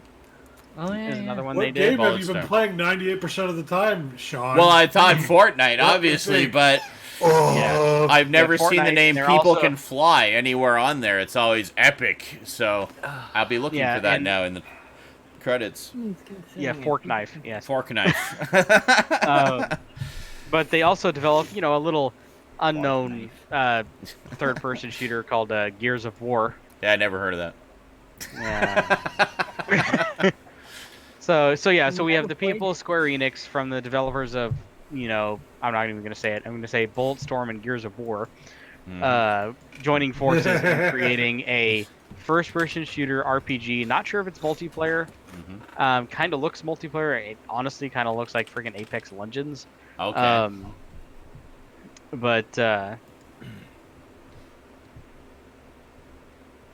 Yeah, thanks, Major Potato. Outriders blends Gears of War shooting with Mass Effect-like powers for a fast, aggressive cover shooter. So Outriders? Yeah, apparently. Same with Is it a multiplayer? Beauty. That's what I don't know. Because I'm only interested in shooters in which I get to play with my friends. Yeah, I am too. Like I said, people keep comparing it to Destiny, so I would guess that has some multiplayer element to it. If there's a game like Destiny that actually is good to play for me, like I'm not saying Destiny's bad. That's why I said for me, like Destiny doesn't get the hooks in me. It was fine. It actually felt really good shooting. It hooks into people that played a lot of Halo. I played 1 and 2, and 3. I actually played 1, 2, and 3 a lot back in the day, but yeah, a lot of games like that. With a roommate, but it definitely has that what you call the Bungie feel to it. But I didn't think it was a bad game. Wasn't my I didn't think I only played almost 200 plus hours of freaking Destiny 2 over the last 5 or 6 months. I probably gave it 20 or 30 hours or so. I mean, I gave it a good try. I wasn't like, I traded for 5 minutes. That's the funny thing. I got deep into the game, brother. I really am not enjoying it. Out of the massive shit ton of negative press that Destiny and Destiny 2 got over the years, there's one thing that every single one of those reviewers that just trashed all over it said. They said it had great gunplay. Yep. They said it was fun as hell to just play.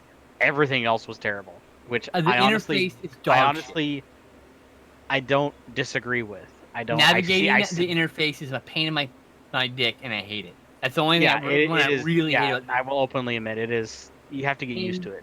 The way the power-ups work and the way the way your attachments work, all that stuff's kind of a little obscure and not clear enough sometimes, I mean, they did. If you actually look into it, it's pretty simplistic. It's literally you have 3 different elements, and they're mapped to 2 buttons, and that's about it.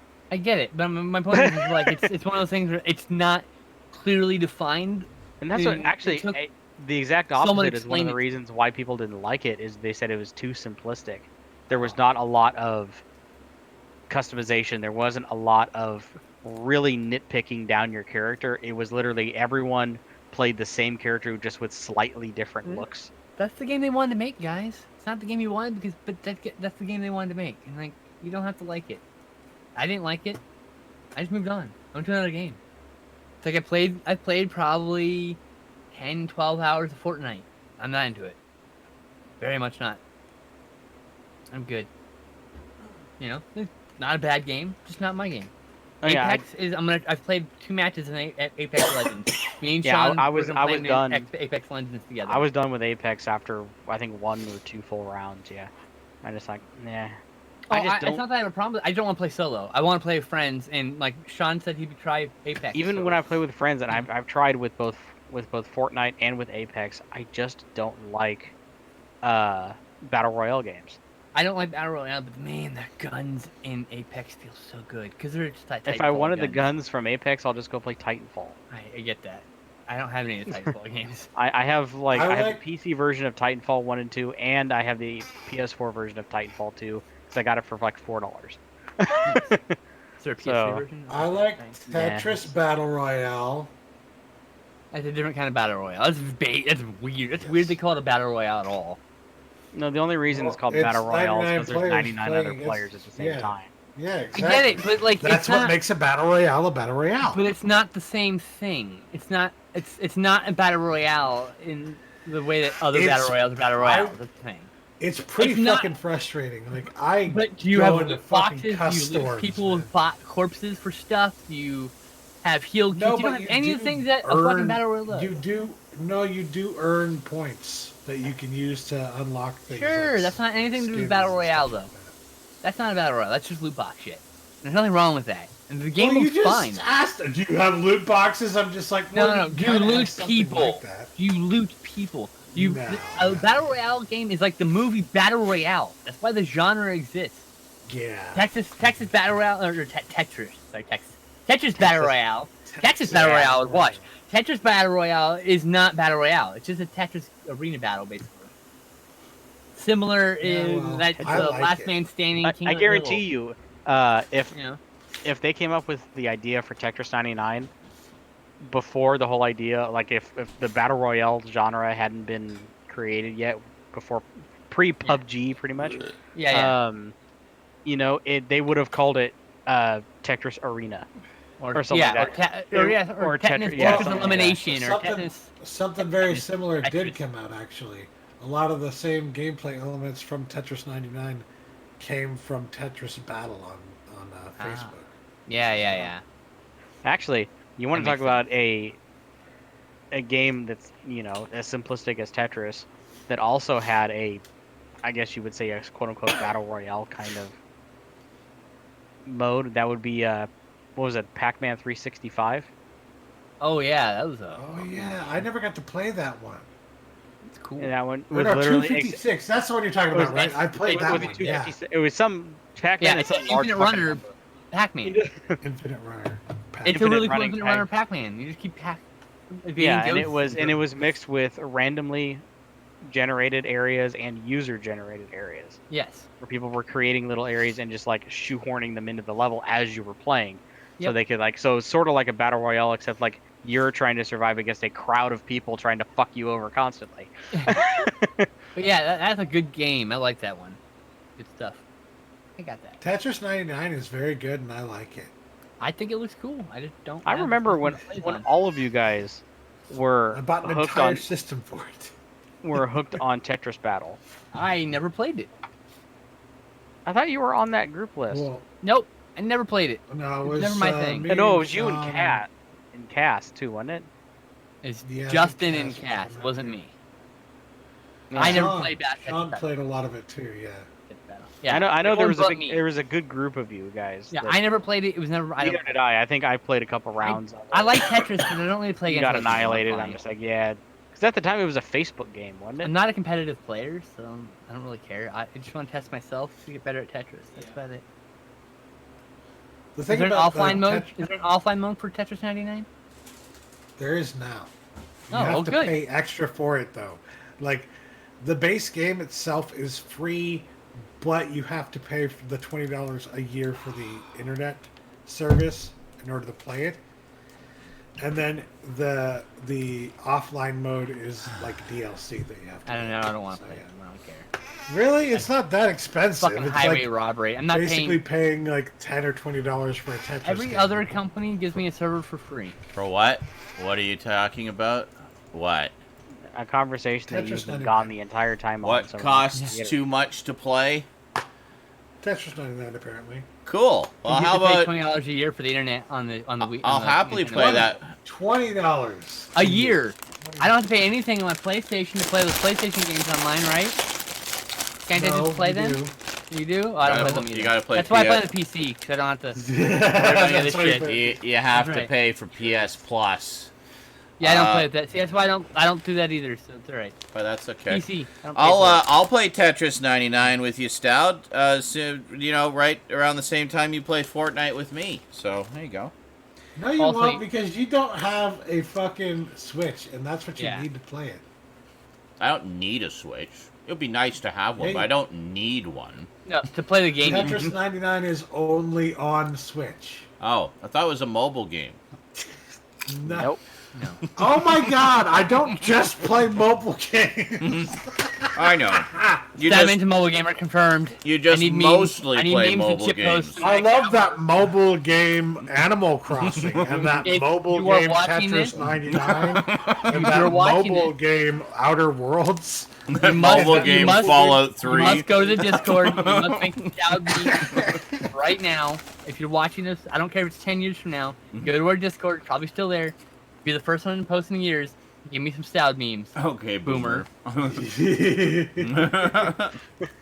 Okay, boomer. Amazing. And having a bag of 99 or 97-cent barbecue chips are in great value. There you go. You all have Oh. phones, don't you? Shut up. So it's like Shut up. Poor Brothers.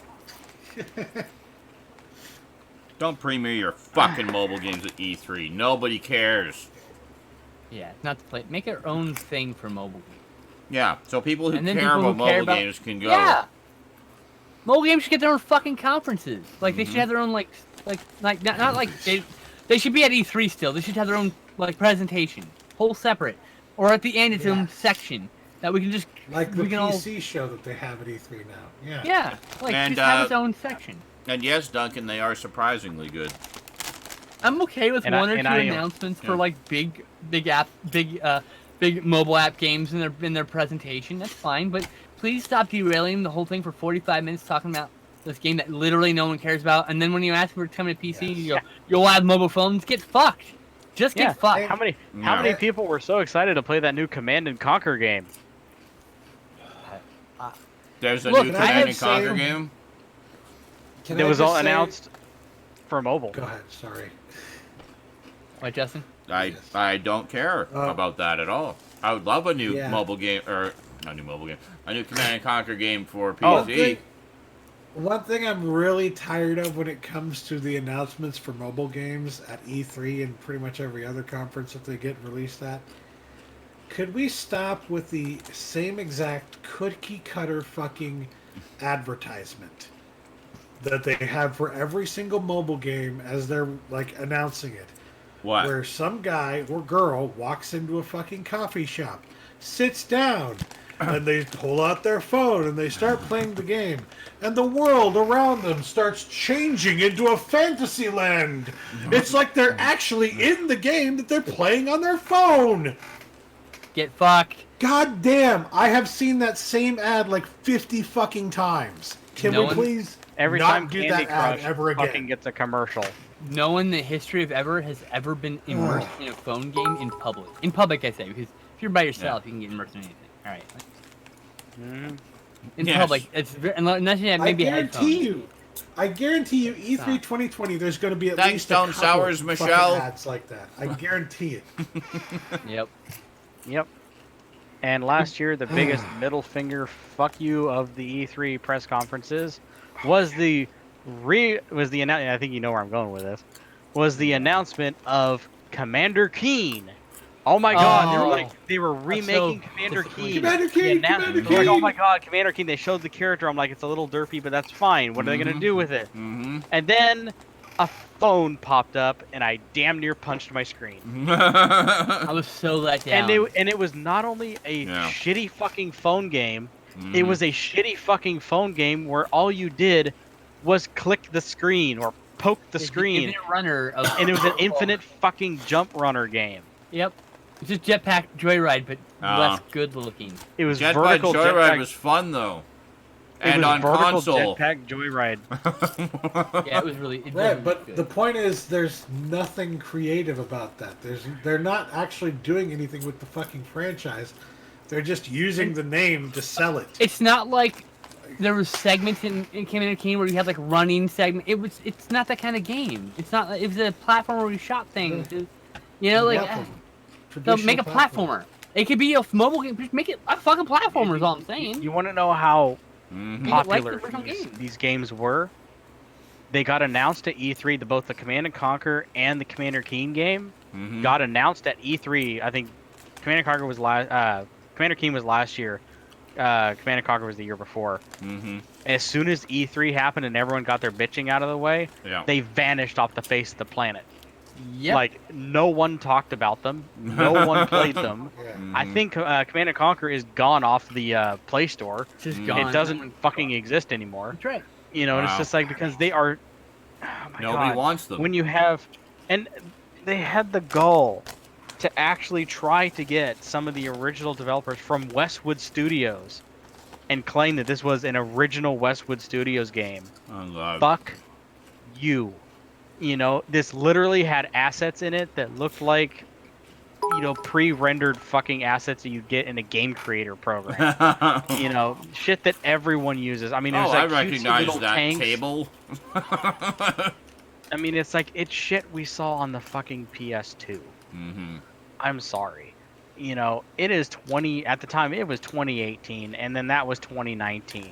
We should not be seeing shitty Adobe Illustrator pre-rendered vector graphics with 2 frames of floating animation that make it look all fluid when it literally is just doing this. I'm sick of seeing that. I'm sick of seeing... Vomit everywhere! Animation. No, I mean, tell me I'm not the only one that's seen this. When people think that this is good animation and good, when literally they just jointed off all the arms and legs and body and head and made it bob up and down and make it look like that's smooth animation. Flash animation style, yeah. And it's just like, it shit takes They're 2 like fucking seconds. it's like a marionette. I can do it. It's like a marionette. Yeah, it's literally, it's like playing with a marionette doll. It's a digital marionette. And it's just, oh my god, it's so fucking irritating. And they keep doing it to beloved franchises too, thinking that this is the future of that franchise. Great, you killed another one. So we now know Command and Conquer and Commander Keen are both completely dead. They've been shot in the head, taken out back, buried. You know, so we're never gonna fucking see those again. At least when Dead Space got a mobile game, it was also getting another console game at the same time. So yeah, it wasn't. The mobile game was a little placeholder. Bit of fun. Yeah, it wasn't the sole continuation of that. Decent-looking mobile game too. Yeah, and it's in continuity with the other lore as well. It's all considered canon. It was just, oh my god, it was irritating. That shit pisses me off so much. Clearly. Well, tell us how you really feel, Garbage Gamer. All cell phone games need to die in a sea of holy hellfire. I wouldn't even go that far. I'd just say that when it comes to cell phone games, the ones that really kick off and become popular are like the indie titles that just like people discover and they love, like Flappy Bird and shit like that. Angry Birds started that way, you know? You know what games never kick off when it comes to mobile? Literally never. Games originally based on fucking console or PC titles. If it's based on a title that previously existed, nobody wants to play the mobile version of it. No. Because they know they can get something infinitely better on console or PC. Yeah. So why would they waste their time with the fucking version? It will only ever be seen as a watered-down version of that franchise. It's a computer game, originally. Just make it on the fucking computer. and then port it to the consoles, which is fine. It's an acceptable thing to do, you know? Yeah. It's not that fucking hard. Give it the controller support, and then you're good to go. Problem solved. Honestly, every single fucking person who thinks RTS games are perfect for mobile can eat my ass. To be fair, they're the easiest to control because it's the game mobile fans have been waiting for. Yeah, but it's not like Actually- every game should be that. Iceman has a point. There was one game that actually did pretty well on mobile, and it was based on a previous franchise, and it's Fallout. Fallout Shelter. But again, But again, that was a companion. That was a was a companion to the main game, Yeah. not a it replacement. wasn't like they tried to put Fallout 3 on an Android device. Yeah, it's not they Yeah. didn't try to produce an older No. game in a new and then promote it as something new thing. It promote it as something in the universe, but its own thing. The one I always love to bring up in this, because I've had this argument before with other people, is fucking Oddworld Stranger's Wrath. And the full game is playable on your phone. I don't know a goddamn person who likes that game who even remotely wants to play that on their fucking phone. Nope, no interest. That is a console game that uses a console controller with multiple buttons, triggers, joysticks. You don't play a game on your fucking phone and say that you've played the game. Don't tell me that you think you've played a game if you've only played it on your fucking phone. Okay, David Lynch. You know what? I will purposely start playing. I will purposely start playing Fortnite just to shoot every single person who goes up against me on their phone, and they'll find out very quickly how much of a disadvantage they have. DL, you don't understand. I have a game of Animal Crossing in my GameCube I haven't touched in 5 years, and I cannot wait to get the HDMI adapter for my GameCube so I can play it on stream for the first time. Boot that son of a bitch up and go pick some weeds. 'Cause I've got a lot of weeds to pick in my Animal Crossing. Because I don't have the new system. I don't have money to spend $400 on games. Guys, I have so little money. I have to I'm trying to save up for a new computer now. Because it's at that point where my computer's starting to have problems. And it's like, I don't have time to buy a fucking system because every time I have the money, I have to buy a new computer. And trust me, I'm going to replace the computer long before I ever do a console because it's one, it's my connection to the world. Two, it's my connection for streaming. Three, it's my addiction. So I definitely need it. Like right now, I will definitely be like second or third generation install that computer in my fucking head thing. You know, when they get the AI installation where they can do computers. When they allow the AI computer installed into the brain. Third, fourth generation, that's when I'm going to sign up for that son of a bitch.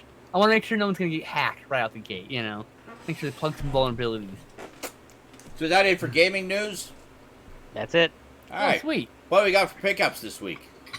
I've got 5 things. 5? I have 8 things. You have 8? 31. God damn it, Stoud. He went to the thrift store today. It's always right, son of a bitch. Stoud waits until the day before or the day of SNI to run off to the thrift stores and is like, I'm going to buy so many things today. Usually. Yeah. Alright. Tuesday, Saturdays is shopping day.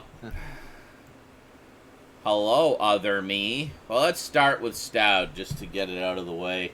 So I know this is going to take forever. Yay! I promise not to take forever. Lies. Okay. All lies. So, games or movies first? Games. Movies. Fuck. Garbage. Hey, thanks, Major. I got games for my pickups, so I'll check it out when I do my pickups. I'm getting there, dude. Just hang on. Get it out of the way. I'm getting there. Alright, I recommend movies. Okay, so next question: VHS, DVD, or Blu-ray? VHS. All of it. VHS. Do it in order of release. That's right. So look at the back. Format. A format release. So VHS, then DVD, then Blu-ray. Yeah. No. VHS, DVD, then Blu-ray. Okay. Not craziness. Jesus Christ. No, I was like, you're going to make me look at the back and see which one was released first? Do it in the most OCD way possible. Look them up on IMDb if they're the same year. Wishbone. What's it all about? That was so after my time. But Can't get rid of those. I found this I watched them. a quarter. Nice. I found this for $0.25, and then Sold. I also found I don't know this that, for $0.25. Nice. I don't know that they and ever got DVD releases, so I've hang on also to those. decided, I didn't know if you want to do with it. The thing is, you can't do anything with it until I get to watch some of them. Yeah. That's good shit. Then you can do something with it. Then I got this one Nice. for $0.25. Prince One and I the don't Pooch. care about. This Yeah, seen one that's that the one. Prince and the Pauper. for Oh, $0.25. I've seen that one before. That's all. so I haven't seen the other ones. you've probably seen all of them. You just don't remember because This one. Nice. This one was I definitely Hercules. I love the Hercules one. I've seen that. Hercules Unleashed. And my favorite one that I found was Frankenbone. Oh, I want to see that one. Yes. Dear YouTube, are there full episodes? That's awesome, dude. All right. Introducing children DVDs. to literature through dogs. There are I a got bunch this. of episodes on I don't YouTube. know what the hell it is. I just got it to sell it. Because I have heard of that. Dude! Is that sealed? Yeah. Do not open it. But what It's do we worth want so to much more watch sealed. it? It's Yeah. hard. I'm selling it.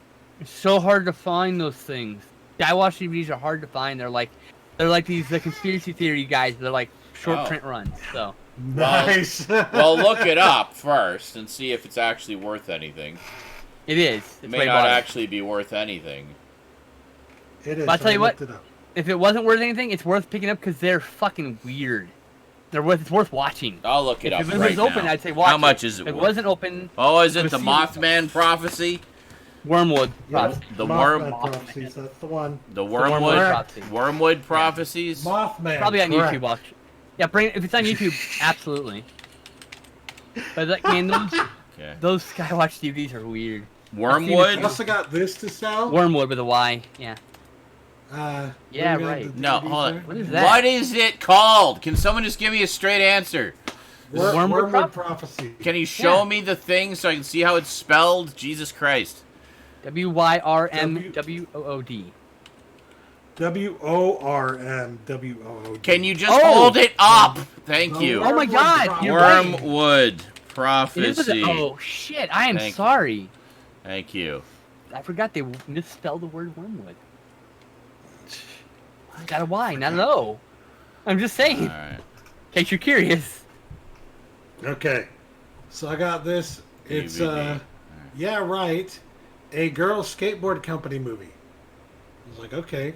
Cool. I'd never seen or heard of this, so I looked it up, and it's worth something. So I got it. Just in, What if is I it? don't like it, I can sell it.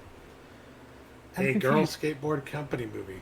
Oh, dude! Awesome! I love skate videos. It's not even listed Yeah. on Amazon. The book is listed on Amazon. I'm telling you, the Skywatch DVDs are really fucking hard to find. That's why I'm saying if you find It's them, you just written grab them. by it's written by Thomas Horn. And that's like I believe that's And it- it's a 4-disc lecture. And from it's guy, I the think. same cover. Yes, I think the DVDs come with the book. Because I think they're lectures that would come with the book, if I'm not mistaken. It's been a long time since I've even looked into this. Okay. Then I got Crystal with Billy Bob Thornton because it has Billy Bob Thornton. And I was That like, interested. terrible cover though. Okay. yeah. Brand new, factory sealed, $18. Yep. It's not. I got it worth for much. $2. like- No, actually It's $3. like 20 That's bucks. profit. It's like 20 bucks. Profit though. Well, 17 yeah, I know, bucks but my profit. point is, it's not like $100 or something. It's like normal they're just DVD price. Hard as fuck to find sealed. That's all. Right. I see 2 on eBay right now, sealed, 20 You bucks. found in the wild. I Ugh. can't find anything on the internet. Alright. Jesus, Sword of the Valiant. I'd never heard of that. So what else did you Me get neither. besides the Wormwood prophecy? I'm showing you right now. Oh. Jesus. Sword of the Valiant. Uh-huh. I missed everything else he picked up. Anyway. I only showed. Okay. You want Oh, and the wishbones. I saw the wishbones. Okay. Crystal with Billy Crystal. Bob Thornton Uh-huh. and yeah, right. The girl skateboard company movie. Cool. Alright. Okay. Nice. I love skate videos. Skateboard videos. Very nice. Okay. Harley Davidson and the Marlboro Man. Hey, there you Great go. movie. Don Johnson and Hal McLeod. It's excellent. Pre-crash make it work. Yes. Bill Paxton in A Bright Shining Line. Also an HBO movie. Pre-bare knuckle boxing Mickey Rourke. And boxing. Yeah.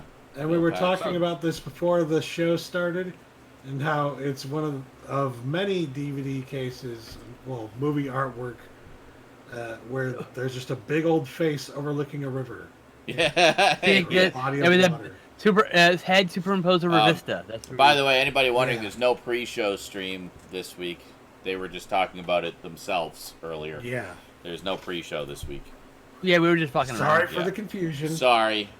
And then, perhaps the most interesting thing I found today, David Hasselhoff in Jekyll and Hyde, the musical. The musical, yeah. That's pretty cool. I was like, well, this one is worth something, so if I don't like it, I can sell it, but I kind of want to keep it. I think you'll probably enjoy it for the cheese factor. I mean, it's the Hoff, man. Yeah. It's the Hoff. It's the Hoff. He's unleashed. And then, the Hoff Unleashed. my favorite thing to talk about today, I also found Navy SEALs. Ooh, yeah. Navy SEAls. Like I said, Stoud would have another Clerks reference. There you go. That was the thing I was talking about. Clerks reference. That would have. So many We Clerks got, references. That's why Kevin Smith needs to just hang out with us. I know, right? Cinderella. I haven't seen it yet. And That was the first of the live-action adaptations of animated films. At the time, it was kind of a novelty. And then I guess it did well. So they started doing all of them. Every fucking year. Every single one in the world. I know, right? I I got zero this interest. Oh, that one's good. I realized Yeah. I didn't have this yet, and I was like, yeah, I'm gonna get this. I've only ever seen the TV cut. I saw that in the theater. Cass and I went with our step family, and we really, Yeah, I saw we all really liked it. It's very good. I'd like to see it cut someday. Has Frankie Potente in it, who was Lola in Run Lola Run. She plays the stewardess friend who helps them smuggle in all the marijuana before they switch to coke. Despite my, I used to not like these movies. I still not a huge fan of them, but they're Muppet movies, so like I can't go wrong with the Muppets, man. Yeah. So I was like, I'm gonna give them another chance because it was such a damn good deal. It was like $8.50 for this movie collection, so I got Muppet Treasure Island and Muppet Caper. Well, the Great Muppet Caper is good. Have, That's the second one. A lot one. of people think this one is like their favorite movie, and I'm like, I get it. It's my favorite specifically. It's good. not my favorite personally. I think it's one of the weaker ones. But Did you grab that one from me too? I can't remember. Yes, I thought Muppets Take Manhattan was the weaker of the original three. I like that one too. I thought that was the better one. Really? I thought that was the best one. I'm all about, I don't honestly. think it's a bad Muppet movie until you get to the later ones. My favorite is, I mean, to be truthful, yeah. I mean, the first three are just generally great because that's still Jim Henson. But I still like the first one, the Muppet movie, which is the one I've probably seen the most. Yeah. Love the Muppet movie. I had the Muppet movie and I had Muppets. That's the new one. Second and new one. First Man. First Man, because I wanted to see it. Ryan Gosling is Adam, the first see that. man. Commandy, the last man. And Commandy, the last man. And why the last man? Yeah. Commandy, the last boy. Planet Hope. Oh, yes. I need that one still too. I remember you and I watched that, Stoud, when I got the Blu-ray. I remember how brutal it was too. It was like, fantastic. I watched it with you guys. No, you didn't. It was just the two of us. Yeah. I swore I watched it with you guys. Yeah. Just like people getting vaporized, like In like nuclear apocalypse, like it was crazy. Yeah. Yeah. There's. And it was pretty tame compared to the storyline too. It's very good. And I Hulk have that. versus. Yeah. versus. You know, I still haven't watched the Thor half of that, but I've watched the Wolverine one a couple of times. I like the Thor half Yeah. a lot. I think they're both good. Fair. Yeah. I would like to more. I'd be okay if they just released short films like that, collections. Yeah. Like 2 or 3 movies in a collection. Friday the 13th, The Killer Cat. I still need to get that one. One of the Friday the 13th movies I haven't seen, so that's the remake, right? Yeah. It's a remake that could just be another sequel. It literally. I literally asked Chance, like, should I get this? And she's like, yeah. That was pretty good. No, I want to get that. I heard it was alright. Yeah. It's like 20 years have passed, and now people have forgotten who Jason is, and here we are. There we go. It's like it's a new Hey, thanks for the follow. Before you ask, as a reminder, yes, I did also pick one of these up for you, Chance, but got oh, nice. I still only had the DVDs. That's a nice steelbook. It was only $10 on sale on Amazon, so I was like, you know what? I already have the Blu-ray, but I really want this steelbook. That's a really nice looking steelbook, yeah. The new transfer. Don't you have it, Garbage Gamer? I sure do. Is it a new transfer? Yeah, it's a new transfer from the previous Blu-ray. Okay. The current Blu-ray that's out anyway. If you get the anniversary edition, same disc. Just I have the anniversary edition. Yes, so, you do. Yeah. I have one from a while back. There's a standard release of the same disc. It's called the anniversary edition. I have one from a while back, but it's not the North American release. It's an overseas release. Transfer. Yeah. But no, my point is, being not the North American release, it might not even be the same transfer as the North American release. That's true. Maybe it means the same cut for all you fucking know. Yeah. No, it's the same cut. Bad Grandpa, the unrated cut. That I have. I still need to pick up the 0.5 one. There's a moment in the diner where I was laughing so hard I thought I was gonna throw up. I mean, I was just I still haven't seen it. Really? That's why I got it. Oh my god! I gotta watch it with you. It's so good. It's hilarious. Yeah. I need the whole collection. I don't have any of them. Yeah, I need to get that. I need to get the 0.5. I have the main movie. Same with Jackass. I need 3.5. Easter Parade. Because I haven't seen it or heard of it, and it's one of the older movies, and I was like, yeah, I'll get that. Hey, and it's Judy and Fred. Good old Fred and Judy. Yeah. And then an Alfred Hitchcock movie, Torn Curtains. Torn Curtain. The Alfred It Hitchcock. was only $5, so I was like, yeah, okay. Masterpiece series. Digitally restored in high definition. It's in Blu-ray, so I mean, you know. Paul Newman and I Julie believe Andrews. this is actually on the set, like the big.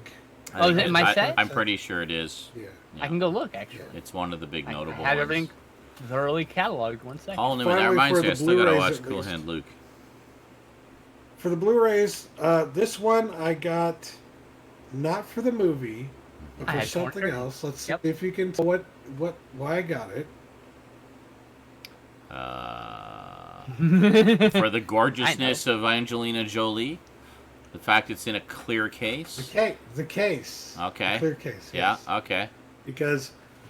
You have a Twilight Time disc or something? I got this for free. Okay. As a result of Chance getting this as well. Oh. This arrived all damaged with a bunch of the cases. Oh, okay.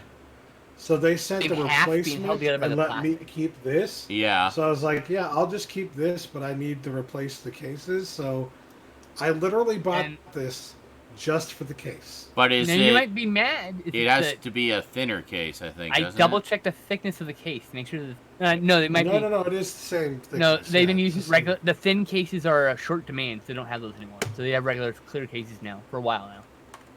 It's the same thickness. So they have the thick cases for their standard releases. For the box sets, they're doing thinner cases like that. Regular standard cases. Gotcha. Okay. Yes, before they were doing the slightly thinner. It's like 2 millimeters thinner. I know, because I've seen the original release of the Sartana set, and it was the thinner cases. Yep. And it also had a booklet that set doesn't have. Yes. And a poster, I think, also that does not have. All right, on to games. Tetris Plus. Tetris Plus. Nice. A really great deal, actually. Yeah. It's good, like $10 game, easy. And then this was actually a pretty good deal. It's the first time I've found a halfway decent deal on Mercari in like months. Mm-hmm. Got Mad World for $8. Love that game. Now $8 isn't great, but it's a pretty good deal. It looks like Hellboy, but with a chainsaw. It's a black and white. I never got to play this one, and I really. It's one of only like 3 M-rated games on the Wii. Nice. It's like a living comic book that you play. That It's looks cool. beautiful. You would love it, Sean. Yeah. I think there's a PS3 port in there. Complete and everything. Sounds I cool. loved it. No, it's a motion-controlled game. It only was on the Wii. Well, you use the move. The sequel, didn't it? Oddworld, No, Munch's Odyssey. Odyssey Had that for in $3. One of those damn Xbox $3. exclusive ones. I think. Yeah. Bloodwake for $4. One of those damn Xbox exclusive ones. But it actually also came with Harry Potter Quidditch World Cup. Munch's Odyssey's on Steam. I have it. I double checked. Is it? Okay. It's, Yep, I just double checked. Alright, so it's Yeah. I out. was like, oh wait, do It's I out have there that? now. And, But that the back Strangers. No. Yeah, What's Oddworld the- Stranger's what's the Wrath other is the other one. Yeah. Stranger's Wrath. That one's pretty cool too. Yeah, that was a That's first-person shooter, actually. Is that really? Mhm. That's weird. Oh, I forgot to take the Goodwill sticker off. So I do like So I that know most of the exactly games in how that much it series are slightly different in genre. is. $4 for Call of Call of Duty 3 3 on the Wii, which I got because it's actually like a what are the like because it's on the Wii. It's I played like it. a point-and-click shooter. Oh, like I a played rail shooter? Is it like a rail shooter? No, Yeah. you're moving around. You're moving yourself. Joystick. Yeah. Okay. But it's a first-person shooter with motion control. Interesting. Pretty neat. It's a little hard to control. I played it. One of the few games I had for my Wii back in the day before I started buying it ones later. But Super Monkey Ball. Super Monkey everything Ball. everything after the GameCube ones have been garbage. I hate to say. Yeah. Alright. I'm What's sorry. funny is I bought the newer HD version for the Switch of that exact game. Yeah. I see. I have Banana Blitz HD, and it's just Rayman That's Raving good. Rabbids. It didn't happen yet, Hey! and I was like, yeah, Their I introductory should get game. this. I didn't know Those that. are decent little games. I didn't know that Fun. the Rabbids had been around that long. I know They've been around there's for a while. there's the animated This is series. where they and- started. Yeah. yeah. Oh, Raving Rabbids was okay. their first game. Oh, there Yep. you go then. Those games are pretty fun. They're like Not the first Lego game they were games. in, but their first like standalone Yeah. game. like Gotcha. Lego games. They're not For- complex. They're just fun, cute little games. For $6, I found this Final Fantasy Chocobo. That's Game. cool. Chocobo's Dungeon. Ah, please tell me Yeah. you're not selling that one. Oh, that's cool. Oh, I'm not so. This is my collection. Yeah. Like I wanted to Chocobo's play that one. Dungeon. I want to play it at least. I want to play it God too. dang. Yeah. Looks pretty cool. And so another cute. Final Fantasy game, the Like Chocobo. Crystal Chronicles Crystal Bearers. Nice. Nice. I hadn't heard of either of these games, so when I saw them, I was Final like, yeah. Fantasy I Crystal knew about Barriers. Chocobo's Dungeon. I think there's a Chocobo's Dungeon on the DS too. Isn't there like a sequel or a spin-off or similar game? I can't remember. And that's it. That's everything I got. That's it? I don't know. Sure. Yeah. That was hardly Only anything this week. 39,000 God. pickups. It was It only took an hardly hour to go Okay. through them all. 2.5 hours of listening to Stout talking about shit. I know. Garbage Gamer, what'd you get this week? I got some stuff. I like that game in the background that you have. Yes. It's good. It's a good Enders game. of the Zone. Oh, PS1 is probably where I'm at. Yeah, it's originally on the PS1. Chocobo's Dungeon. Correct. This is the OG. That's the OG PS2 version of Zone of the Enders. I think I still have mine around here somewhere too. So, PS2. so yeah, Yeah. Zone of the Enders. I had the one. I Yeah. didn't have the second runner. I had the one you got on the left there with the was it the Metal Gear HD. Solid 2 demo. Yep, the Sons of had the demo Sons of Liberty. That's why a lot of people bought that game. Just to get that Yep. demo. It actually is why a lot of people bought that game. Yeah. And then found out that Zone of the Enders was a really good game too. Yep. Might as well play it while you got Surprise. it, you know? Yeah. I liked it. So, got some PS2 games Speaking of PS2, Ooh. hence why here. you're showcasing the PS2. And actually, I these are understand. like I was trying to quiz Stout on these. All these games are the same, but they're Okay. each one is unique on their own. Okay. And I've talked about this before, so we'll just start at volume 10, I guess. Sure. Okay. And that is the Jam Pack PlayStation Underground demo discs. Ah, okay. So Interesting. this is volume 10 that has Siphon Filter, the Omega Strain, MLB 05, Rise to Honor, Shootout 2004, Transformers. Front Mission 4 has the early access demo for PsyOps, the Mygate Conspiracy. Winning 11 and MX Unleashed. This was just the volume 10 one. It doesn't tell me what time of year it was. So there's like 3 or 4 that have like a volume number, and the other ones are by date. Ah, okay. They changed it. So it'll say like their summer or winter of a year. Oh, yeah. I hate it when they do that. Just give me a number. Yeah, so here's volume 10. Yeah. There's volume 10. They sold for about $8 a piece. I have a lot of discs like that from PlayStation magazines. Like mostly my reasoning for grabbing these is after many years of watching, review shows or histories like Gaming Historian or anything like that, or a Easter egg hunter, that kind of stuff. I found out that a lot of the demos that were released to the public were of pre-release early versions of games that had vastly different either graphics, or they'll had a different menu, or they had some maybe they played it different models, or maybe they played differently. Oh yeah, well actually that Metal Gear Solid 2 demo, if you play it definitely has a slightly different feel from the final game. Yeah, in a few different ways. I think the menu music is different, if I remember correctly, because the score hadn't been finalized yet. Yeah, so they were using like placeholder music. And some of them were like they were E3 demos that got released to the public. I hear a cacophony of destruction and nostalgia.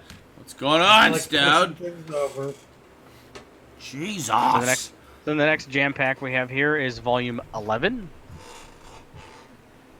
Okay. So the volume 11 has Killzone, Jack 3, ATV Off-Road Fury 3, Ratchet and Clank Up Your Arsenal, Area 51, Star Wars Battlefront, Metal Gear Solid 3 Snake Eater, Burnout 3 Takedown. There you go. The demo Silent Hill 4 The Room, Def Jam Fight for New York, Ace Combat 5, and Ghost in the Shell Standalone Complex. Let's point out, Lolo came out in 1 year. That was a great fucking year of games. Yeah. Oh, hell yes. And that's just half it, because there's 2 a year. Yeah. Yep. Yeah, there were 2 that were released a year. God. This one doesn't have a date on it. That was a fucking banner year, man. There were so many good games. Which year was it again? I don't know. It doesn't. I don't know. This is just volume 11.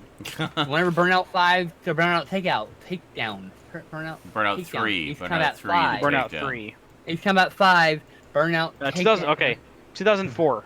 There you go. Yeah. That was a banner year. I remember, like 2003, 2004. There was so many good games coming out that period. Yeah, so this demo disc was released 2004. So PS2. all of these games either were coming out, did just come out, or were coming out later on that year.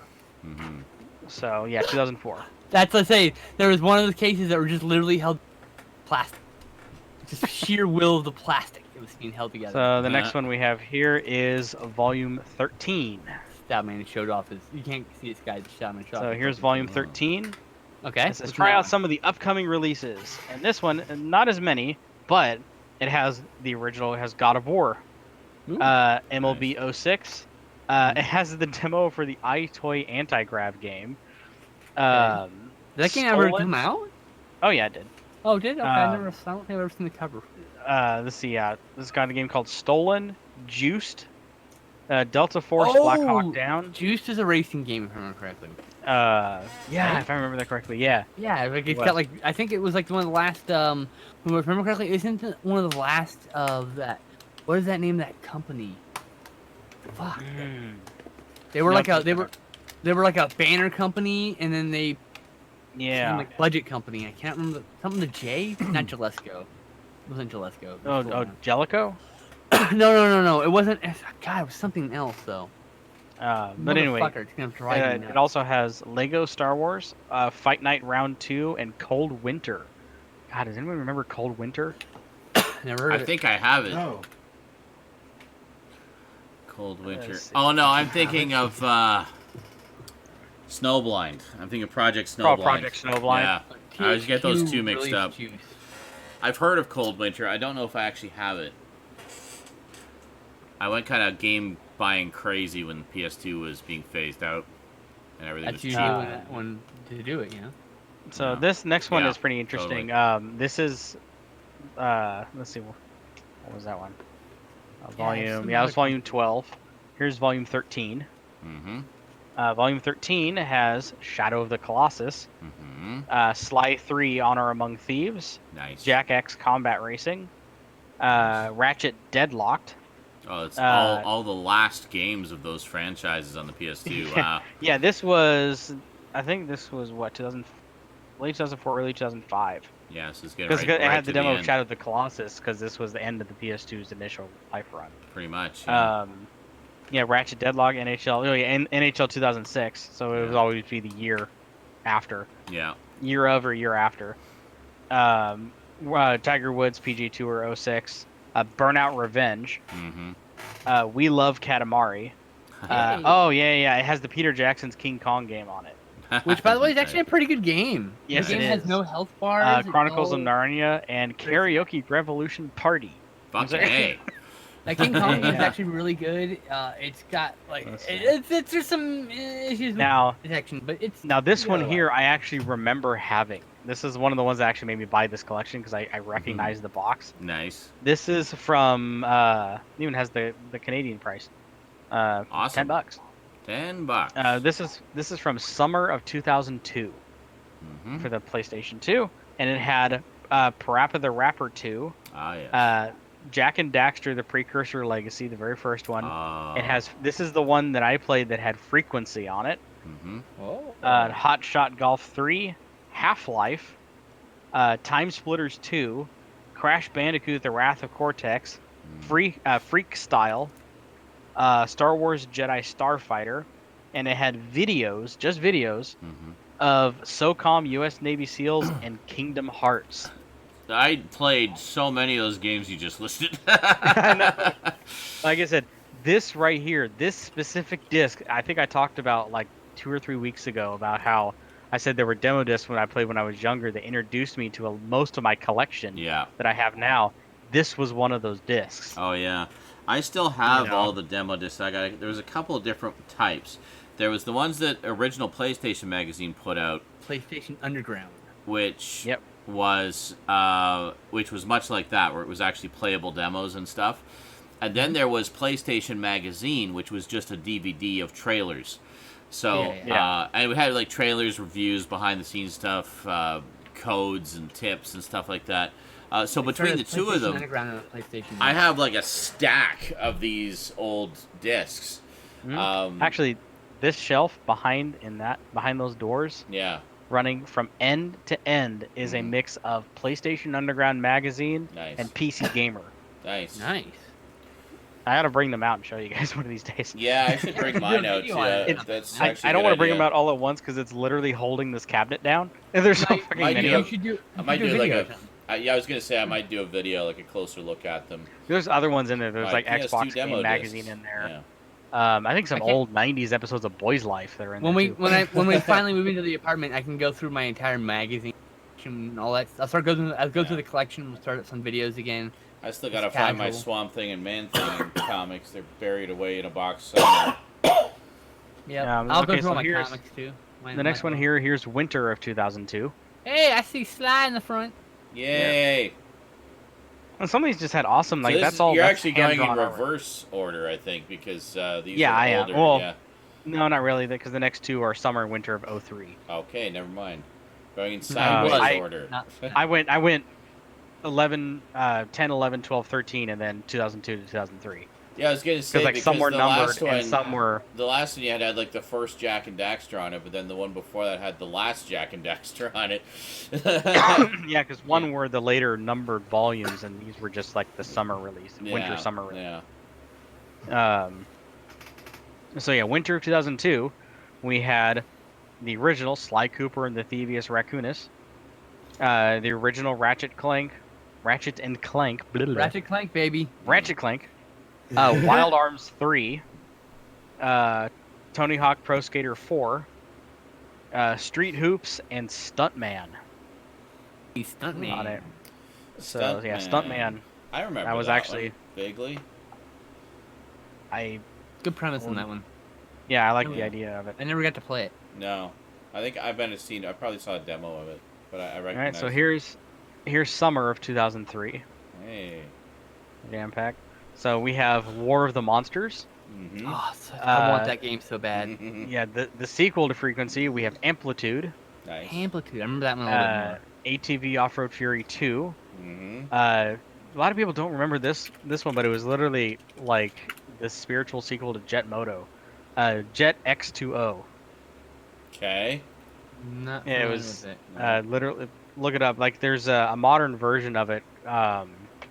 It's a mobile game that later got a Jet console X2O? release. No, it later got a console release by Vector Unit. I'll figure it out and mention it to you. So wait, so is it actually like Jet Moto, where it's like a cross between like a jet ski and a motorcycle? Yeah. Oh, that's fucking cool. All right. So MLB 2004, World Tour Soccer 03, Tom Clancy's Splinter Cell, and it had videos of NBA Street Volume 2 and Jack 2, which, if I remember correctly, this was it was summer, but it was still pre-E3 that year, Oh, nice. and they had not shown Jack 2 yet. That was a big deal when that came out. I remember. This disc, it was the first public viewing of the sequel to Jack and Daxter. Nice. So I actually had to look that special. up. Jack And 2 was last so but- damn good. Love that game. It's hard but good. And last but certainly not least, we have Winter of 2003. Winter 2003 disc. And this one has Downhill Domination. I remember that one. That was a hard fucking game. NCAA Game Breaker 2004 and NFL Game Day 2004. Ratchet and Clank Going Commando. Need for Speed Underground. Dance Dance Revolution Max 2. Finding Nemo, actually, was on here. Prince of Persia: The Sands of Time. Teenage Mutant Ninja Turtles. A lot of people forget that was a thing. And another game that, again, I remember playing, having a lot of fun with, and it just kind of faded off into nothing. Anybody remember a game called Whiplash? You played as... Sound familiar? Yeah. You played as two animals escaping from a test lab. Oh, You played yes! as like I a do fox remember and a that. bunny. Yes, I do. And you'd, like, Yeah. whip the bunny to, like, solve puzzles and stuff. Yeah, yeah. If the bunny was Yeah. indestructible. No. Yeah, I remember. That's a fucking hidden gem. I right remember there. that They now. had weird Yeah. special powers because they were Yeah. test animals. That's right, yeah. I Something like forgot that, all so- about that game, yeah. See, this is what I love about these demo discs is it Yeah. makes you, it reminds Ooh, you of God. games that just like fell into obscurity completely. And Yeah. these are the Yeah. demos that sold them. I remember Whiplash is seeing. like a $35, $45 game. Yeah, I remember seeing the ad for that in comic books. Like it would have full page ads in the Yes. comics. I Oh, yeah. remember I remember the comic the ads because they reminded me of the Mead No Fear folders.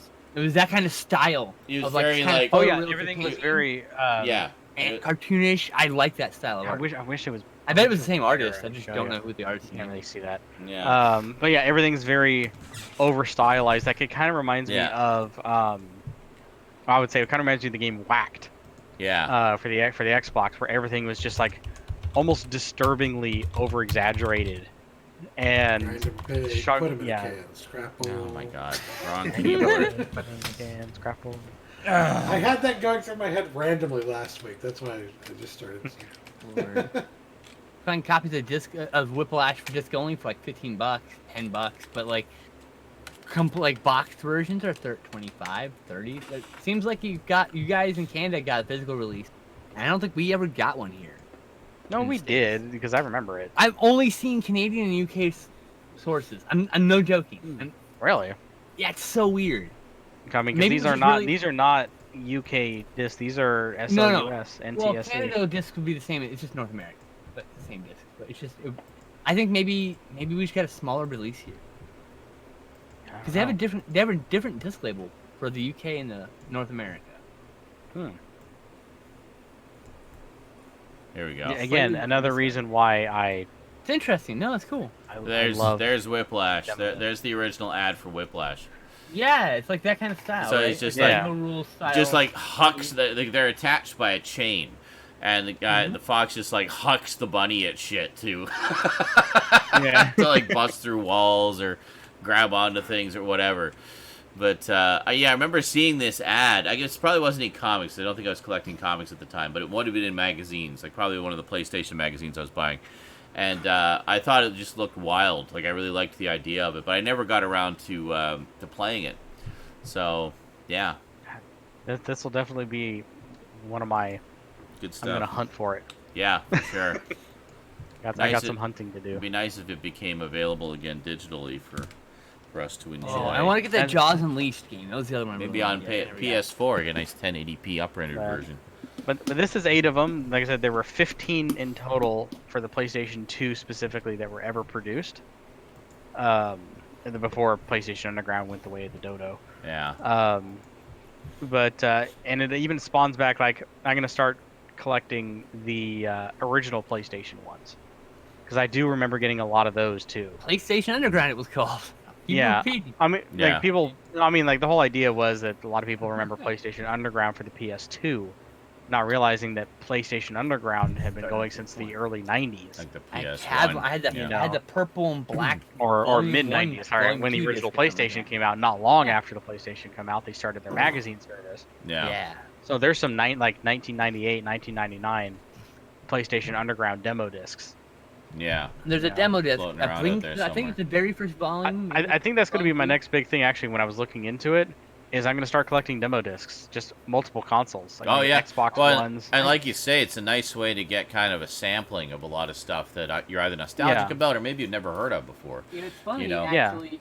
Because of a demo disc, I believe that was volume 1 of that PlayStation Underground, I found this hidden gem, Blast Chamber, which I cannot wait to play on stream with Stoudman because this is a multiplayer game in which you are constantly rotating a room and they're all walking around. And so we're going to fuck with each other while we throw each other around a room while trying to solve a puzzle. Oh, nice. Interesting. Yeah.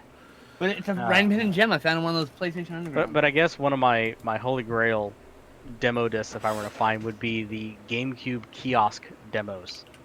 The kiosk discs. Oh, which you can find those. Yeah. They're pretty, like they're fairly common. Yeah. But a little expensive. They can get a little expensive if you don't know where to look. But yeah, I want to get a couple of the discs for any of these consoles, really, but mainly the GameCube. Yeah. That played at kiosks at like Walmart and GameStop. That'd be cool.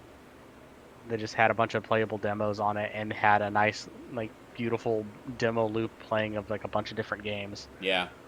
You know, that would just be fantastic. That's what I'm gonna start using these for, some of my backgrounds. Yeah, they just kind of have like a whole bunch just of stuff leave running. the PlayStation Underground menu going, so it'll have like trailers constantly It'll playing. cycle through. That's a good idea, actually. Yeah. So just like they do in the game stores, you know. Yeah, so expect to see these in rotation in future SNI episodes. Yay! Oh yeah! Well, I look forward to that. All right, is that everything? That's everything. Alrighty, cool. Oh, by the way, this whole set of 8 cost me $20. Nice. Oh, nice. That's pretty sweet. So, Skinslip. Again, pretty common. Cool. Skinslip, what'd you get? Hey, I interrupt him all the time. I'm not really worried about him. That's okay. There was a delay. I was it's okay. Skinslip, what'd you my sister from another Mr. Tess, I've known her for like, let's see, how long? At least 5 minutes. 18 years since high school, so I've known her for almost 20 years now. Wow, crazy. She sent me a care package. It was wonderful, and she gave me a little Stitch minifigure. Yay! And then I got a little Godzilla minifigure. Nice. I like that. And then this I'll show you in a second. Let's see, but gave me a card, and I love. By the way, I just smiled so big when I saw this. My mom was like, "Who's Chance?" Look how cute it is! Look at it! It was a Merry Christmas gift which we sent late. So. Yeah. But yes, her and her husband Glenn, who's also a very good, very good friend. I'm still great waiting people. for my mom's Christmas package to arrive. Yeah. And we were waiting for my package to arrive to you. I haven't sent it yet. Yeah. So this, she gave me this Jurassic Park pterodactyl necklace. Oh, neat. It's gonna be hard to show. She knows I love dinosaurs. Yes. And so she got me this beautiful pterodactyl neck. That's just gonna keep look, it's Look, it's so pretty. We saw it. We saw it briefly. Oh, look! Oh God! Oh shit! Now I can't hold. No, it's cute. I was like, oh my God! I was like, oh. Anyway. There we go. All right. Next we got What If Volume 3. Yay! I will be getting Volume 4, 5, and 6 to come out. Obviously. Nice. Excellent. I'm not gonna miss any of them. How many issues? This actually has What If Wolverine Killed the Hulk. Nice. Not the other way around. The other way around will be in Volume 5, I think. The other. Oh yeah. What if Hulk killed Wolverine? Or Volume 6. Anyway, this has what was it? This has Hulk becoming a barbarian is probably okay. Something I want to say: every single one of these classic what ifs, except for like 3 or 4 of them, have become major storyline. Mm-hmm. What if Hulk became a barbarian is World War Hulk, by the way. Pretty much. Planet Hulk. It is Planet Hulk. Yes, yeah. Planet Hulk. Yeah. What if Wolverine killed the Hulk? Except the other way around. What if Hulk killed the Wolverine? What the Clone Saga? Once that continued, that happened. Yeah. What was the other one? It was well, Daredevil became an agent of S.H.I.E.L.D. I think that's one that hasn't come to fruition yet. Mm-hmm.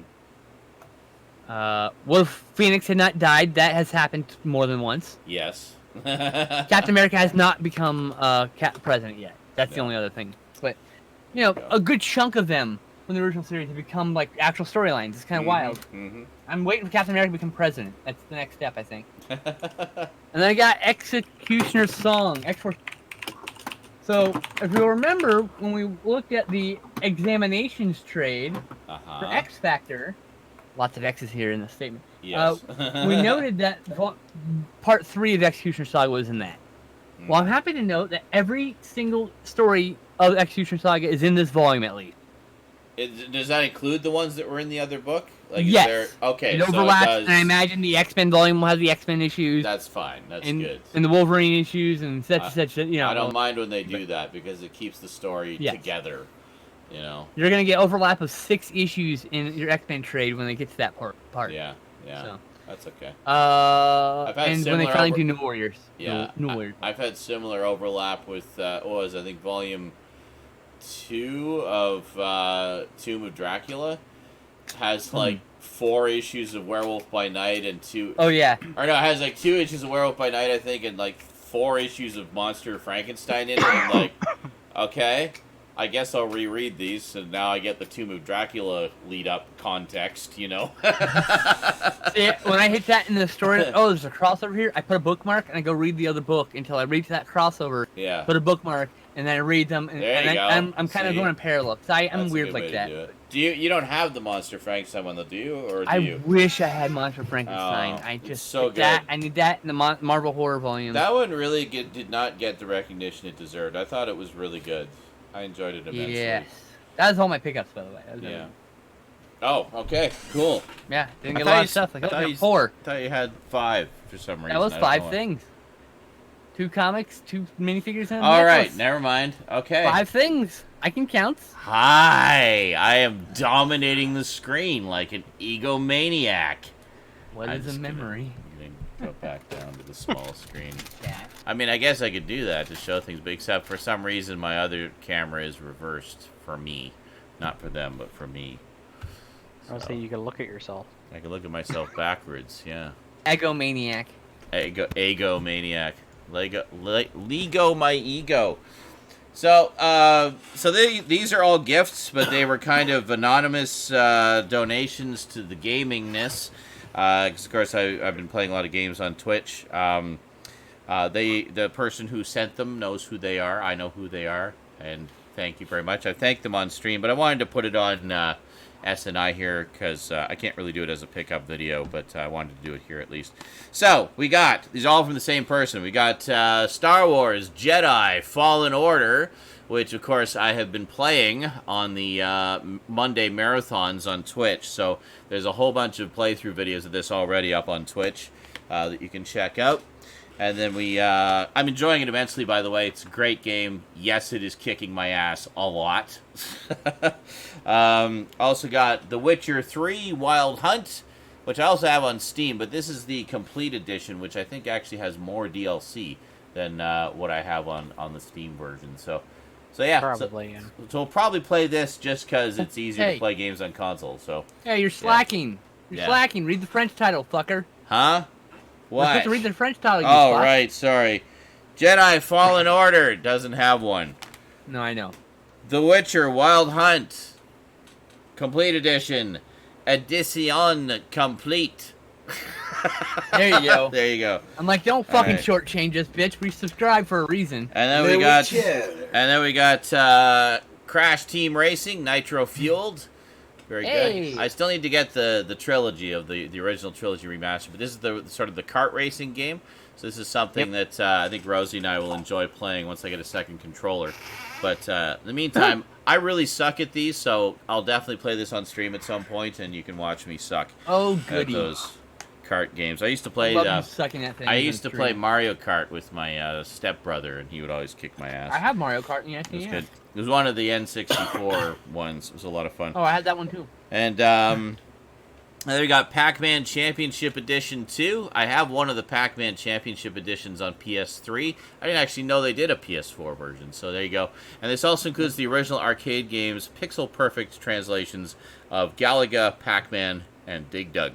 So Dig Dug's one of my all-time favorite games. Love Dig Dug. I love all three of them, but Dig Dug is... I used to play Dig Dug quite a bit on my Apple IIc, actually. So we'll likely get Mr. Driller tattooed on me someday.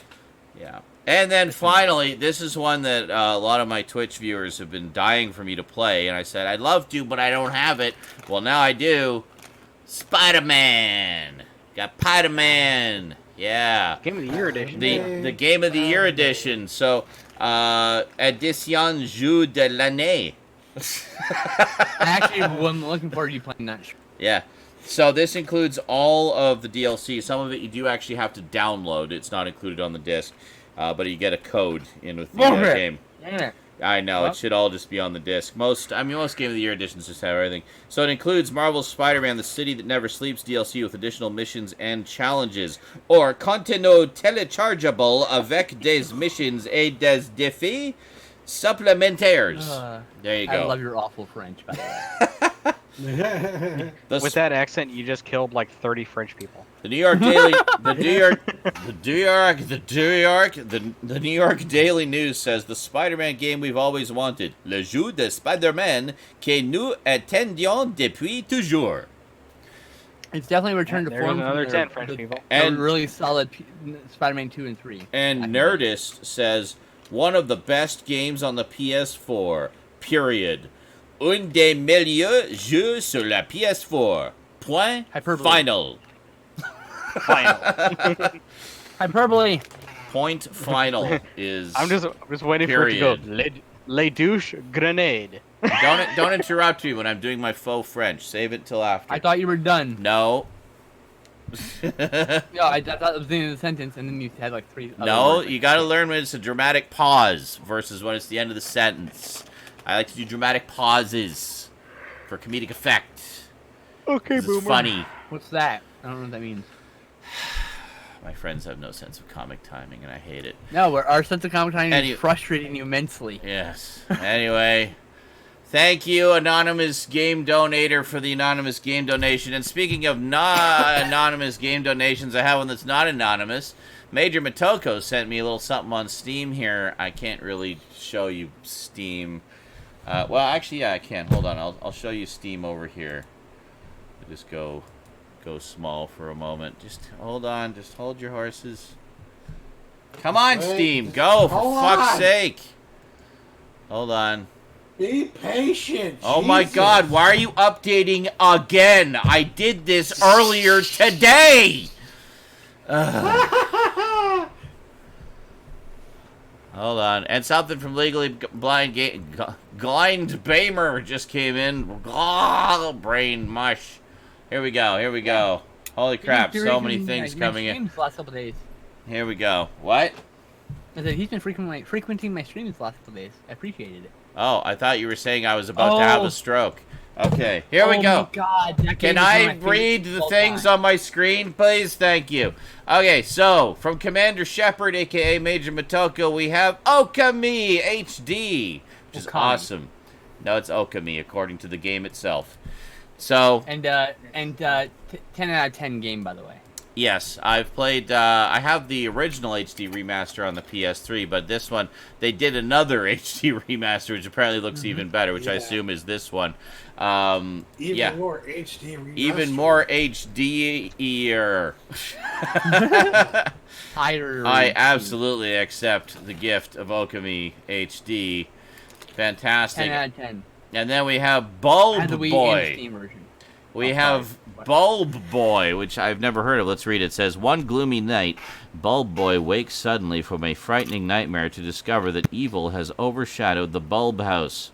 His family has disappeared and there are horrid monsters lurking in the shadows. Gather the courage and use his glass head to save everything he loves. Excellent. Well, that sounds like fun. Cool. I have to check that out. I like things where you play a child in danger who is a light bulb. I believe it's a platformer, actually. And from Legally Blind Gamer says, these games are absolutely hilarious. Buckle up. We have Oh Sir, the Hollywood Roast. Oh dear. Oh dear God. The boys are back and they look better than ever. Oh Sir, the Hollywood Roast is a brand new spin-off to the surprise indie hit of 2016, Oh Sir, the Insult Simulator. This time around, we're taking Tinseltown down a few notches whilst classing up the joint. Well, that sounds like fun. Let's check that out. I like roasts. Roasts are could good. be a good... Get out of my face, Steam News. You should have already said your piece and now be out of my face. Why are you getting in my face now? All right, anyway. Thank you. And here's the original, Oh Sir, the Insult Simulator. Well, there you go. I expected that since he said both. A hilarious insult 'em up in which players must verbally take out their friends and family in different game modes. Oh, can we all play this together? That'd be great. Ooh, that would be great. Assemble witty insults using different word strings and employ combos, criticals, continuations, and more to battle your opponents, both offline and online, across multiple devices. Well, that sounds wonderful. Multiple devices is a good sign. That means we probably will be able to play it. We can insult each other. At the very least, we might be able to use our phones to log into your game to play. Comical fashion for the entertainment of the people. That's the kind of mobile game you can get me to play. Oh, I can play this game to interact with the streamer? Okay. Yeah, exactly. And craft creative insults. And God knows we love making fun of each other. Well, this is true. Yeah. In good fun. All in good fun, exactly. I just learned that Okami and Okami are actually two different things. Yes, they are. Yep. Okami, which is how the game is pronounced, means wolf. Yep. And Okami means great deity. Okay, well, here's the thing. In the game itself, it is pronounced Okami by the characters in the game.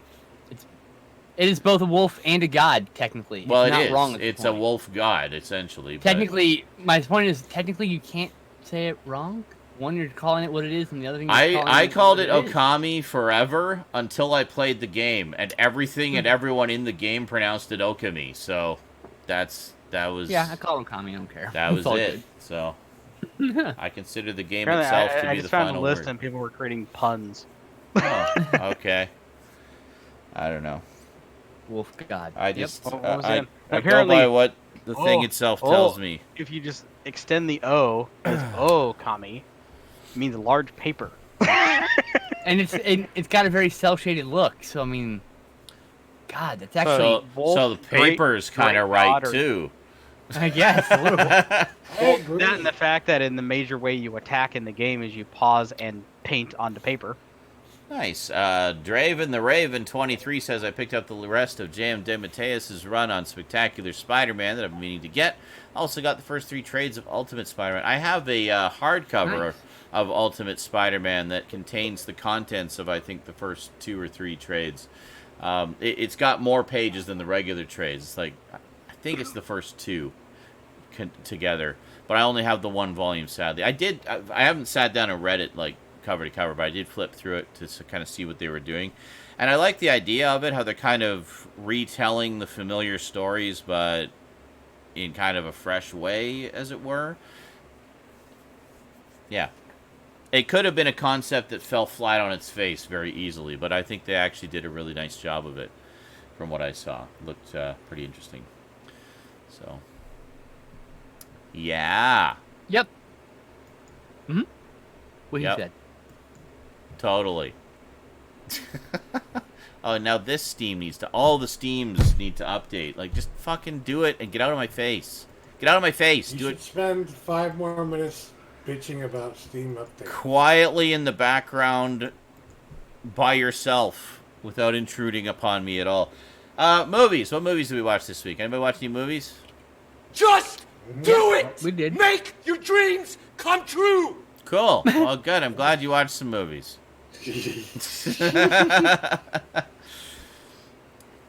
Yeah, I'm sorry. I was doing another one. Schmitz and I watched 2 movies together. Okay. I was setting up my replay queue. Sorry. All right. All right, here we go. Diary.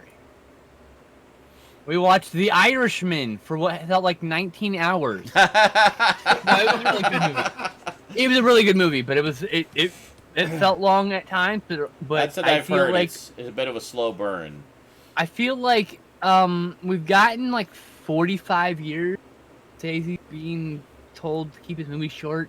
Oh. I think we should allow him to make an indulgent movie every now and then. You're gonna say, we've got 45 years to finish watching this movie, so it's okay. No. No, but it was Yeah, we just started it, that's all. I really fucking enjoyed it. It was at least 3 movies. It could have been 3 movies. You could have cut that up in 3 different movies. Had them all cross over at some point. You could have watched them like, oh my god, that scene. Could have been like a mini-series. God damn it, Bye. Garbage Gamer. Night, garbage. This is why we need a new layout, because now look how shitty it is now. Look at You need a that second lovely layout You need of to make you need to make a separate scene for a 3-person layout. Look at that. No, I don't want to do that. That's bullshit. I shouldn't have to do a million different scenes to compensate for the shortcomings of a lazily designed video chat. I'll just make... Who's talking right now? He's like, no, Who's talking? I want to be lazy. They I was don't talking. get to be lazy. Stout. I want to be lazy. Let Stoud talk. He's next, though. Okay. Probably has more important thing to say about it. Oh, Go. Whoever's talking, I'll put on the screen. I'll do it Google style manually. Okay. The Irishman was very, very, very, very good. Irishman and... But that wasn't too surprising because we're talking about Martin Scorsese, and he is probably one of the best filmmakers ever. Well, a filmmaker who makes films because he genuinely loves film. You know, as a storytelling medium. Yeah. Both Chance and I agreed that the de-aging effects and then the aging attempts to make them look even Some older. people are de-aged, some people are aged because it takes place over like 30 years. So yeah, okay. They didn't come across too well, but we're pretty sure that's because of like the compression on Netflix. And yeah, I'm with her. I think I really hope it gets like a Criterion release. No, Criterion already announced that they're putting. Oh yeah, that's right. It's getting the Criterion. Yeah. Already getting the Criterion. And it'll probably look way better on Criterion. A Netflix film getting a Criterion release. There are like 3 of them that are getting Criterion. There's your validation. Netflix movies are real movies. What I was gonna say was that when she pointed out that you could split it up into 3 movies, I was gonna say, yeah, and everybody hate the 3rd one, just like they did with Godfather. Yeah, right. Oh yeah, everyone. Yes, Roma. Roma's another net that came out on Blu-ray too. Yeah. Nice. But yeah, it was a quite good Thank movie. you. I don't know, like, there's anything really to say about it. Like, whoa, look at the framing. Look at the framing. Yes, there's great framing throughout the film. Amazing visual storytelling. Yeah, exactly. And everyone was great. It's Scorsese. What more can you say? Like, if you haven't seen Scorsese yet, what the fuck are you doing? Sometimes you can complain about maybe an actor. Everyone was pretty on fire here, and I really liked everybody, even the people who only had like 4 lines of dialogue. Yeah. There's some complaints about a female actress that only got like 4 lines of dialogue, but her fucking character is so strong and so Just the powerful moments. Who gives a shit? Yeah. Like, who cares? I checked It's that great. Acting's more than words. I was so happy to see Joe Pesci back again. Oh Yeah. And he wasn't like been crazy too Joe long. Pesci either. He was like a real reserved Joe Crazy Pesci. Joe He was Pesci. acting. Yeah. He was acting.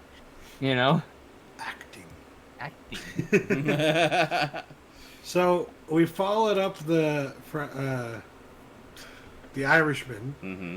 We followed up the Irishman with Troll, the original Troll. Oh, yeah. Because we lost John Carl Buechler this last year. Yeah. And so, And I had never seen it before, apparently. Oh, Yeah. Well, I think I probably saw like a couple scenes on television at Yeah. some point when I was a I kid. it was on HBO a bunch back in But- the day. It was one But that... when we popped it in, I was like, I'm not familiar with any of this. No. I remember seeing the poster ads around, but I never actually saw the movie until I picked up the Blu-ray, and I did the double feature review a few Halloweens ago where I did Troll and Troll 2. I knew Troll that and Goblin. I knew that Troll 2 had nothing to do with Troll. It was just a sequel in name Should have only. been called Goblin. And it should have been called Goblin, Troll absolutely. 2 Goblin. Yeah, I know. But it That was documentary is gold too. that document. Yeah, it's great. Yeah, I got the edition that includes the documentary. But Oh my god! But the thing is, like, my thoughts on Troll were that this is like a wonder. Oh, good for you. Thank you, JL. So I thought this was it was just kind of a wonderful, just scary enough kind of horror movie that kids would enjoy. It was about as scary as a Goosebumps episode, I thought, and had some fun kind of fantasy elements to it, you know, like the magical witch helping them and stuff. Yep. Yeah. Harry Potter. Harry Potter. Yeah, I thought it was fun. You know, the main I like character being named Harry, or not? Oh, the that's main right. Yeah, I character, forgot about that. the father, right? What is The the name of that father's named actor? Harry Potter. He is Harry Potter. Yeah, this is The pre-Harry actor's Potter. name is not listed on the back for some fucking reason. I don't know. Damn it. That actor, man, he's The Stuff. He's the main character in The Stuff. Oh, okay. Yeah. There you go. So- Noah Hathaway? Michael Moriarty. Oh, That's Michael his name. Moriarty, of course. Yes, he's also he's in. the cat- he's He's also in Q, the Winged Serpent. Yes, he's in Yeah. King Louis Serpent. Yes. And he I was love that in one. So some you know what cop show happened? for a long time. I forget which one it You was. know what happened is that she fucking got high and was fucking watching Troll one night. And was like, Harry Potter. Yeah. That's a great idea. I gotta make a That's story a about great a kid name. named Harry Potter. Stoned off her ass. Like. Well, I mean, it's entirely And yes. possible that was the inspiration for the name. I mean, it seems like a very unusual name to just come out of nowhere. It could have just been that she had seen the movie and it's a forgotten, and the fantasy name film. was in there. stuck in her buried. brain somewhere. Yeah, exactly. That's the thing about inspiration. That's why nothing is original. Yeah, Nothing you created was original. yeah, You did your own version of it, yeah. but you were inspired along the way by something that you mixed with something else, got something new that you made. That's great. That's how it works. Well, yeah, I liked. I was gonna say, I remember. Yeah, sure. Go ahead. yeah, Julia Louis-Dreyfus in it and half naked at one point. Yes. Which Chance pointed out, like, this is supposed to be a kid's film, remember? I'm like, Yeah. And it's PG. Sonny Bono as the sort of sleazy wannabe gigolo, you know. I forgot that was Sonny Bono, Yeah. actually, when I was watching it. Not gigolo, but like just sort of ladies' He's a man repairman, guy. isn't he? Huh? He was a repair guy. I thought he was a handyman or whatever. But... No, I think he was just one of the neighbors. No, maybe he's just a neighbor. I always thought he was a handyman who's just being lazy. I mean, which I thought was it's always the- funny. The whole thing is just it's He was this the apartment first one to block die, wasn't of he? goofy neighbors.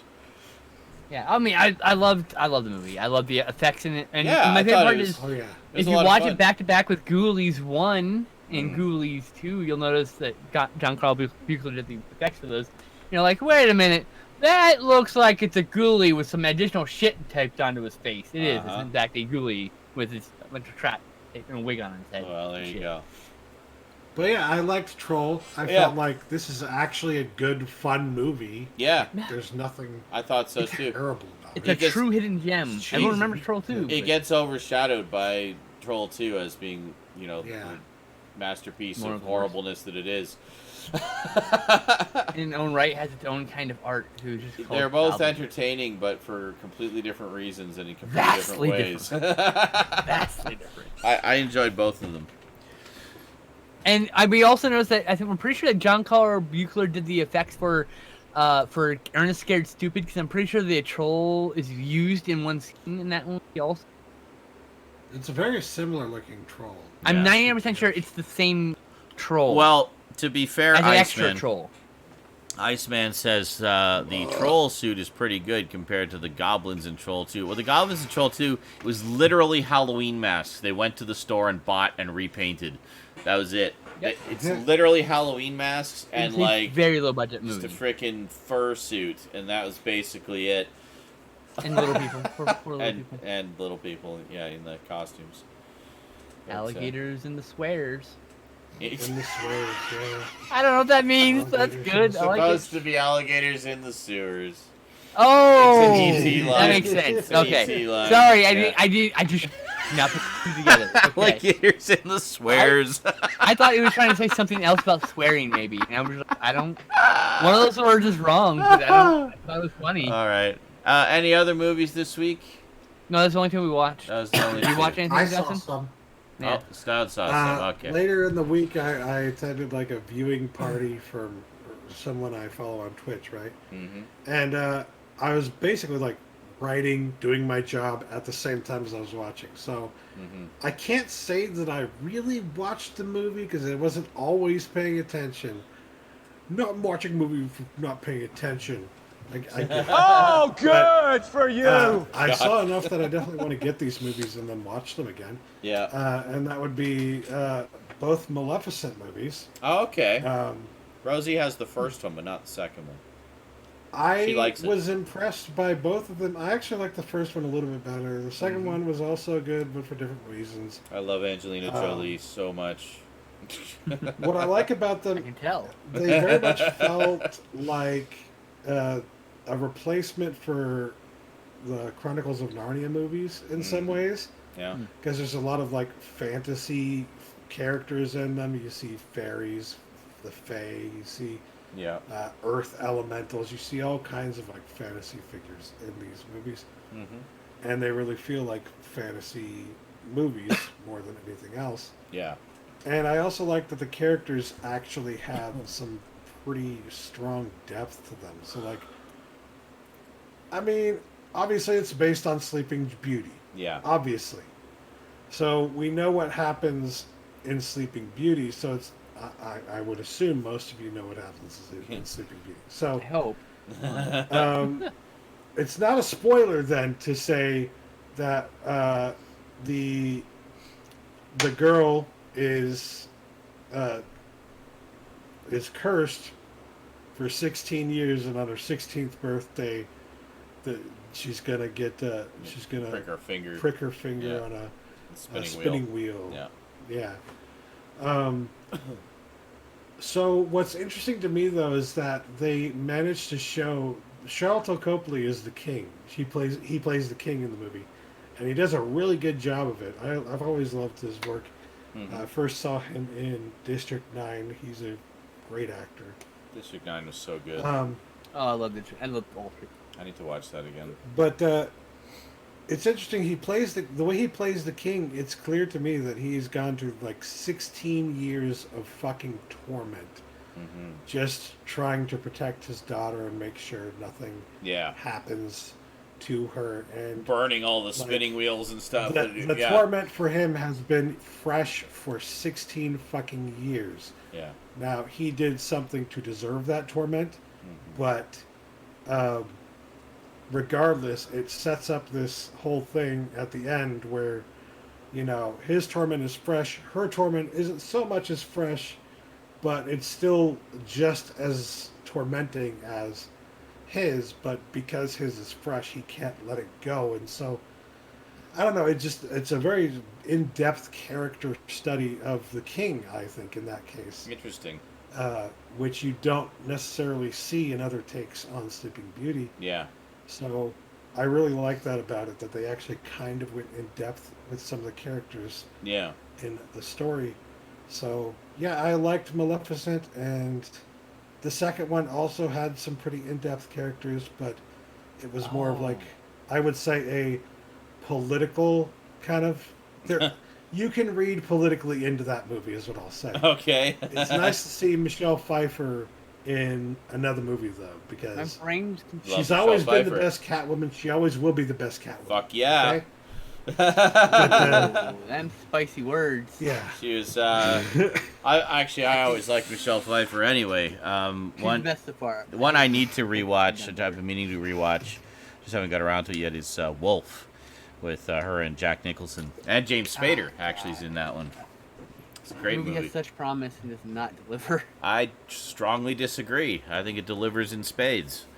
But, yeah. Anyway, I'm looking forward to watching it again. I keep conflating in my brain Maleficent and Snow White and the Huntsman. They came out around the same time. I've seen Snow White and the Huntsman. No. Right. Oh, is that why you responded that way when I mentioned it? Yeah, like, oh God! I'm like, what? It's Maleficent. What's wrong with Maleficent? And I was like, oh no. Rosie was all the rage for it. She really liked it a lot and watched it a few times. The thing I think is interesting about that, now I haven't seen either one, but just from what I do know about the thing I find interesting about it is it's not like all these other Disney movies we're getting that are just straight up remakes of the animated movies. They actually did something different with Maleficent. Like it's kind of like, here's a live action take on these characters that you know, but we're going to tell a story you haven't heard before. You know? Yeah. And I like that. Why don't they do more of that? The original work and expand upon it. That's what I don't get. Why don't they do more of that with these characters? That's why I had no problem when they... I would hope that's what they end up doing with the new Aladdin, because you know. Well, it sounds like they are. Like they are. Yeah. They are in this case. They're taking it.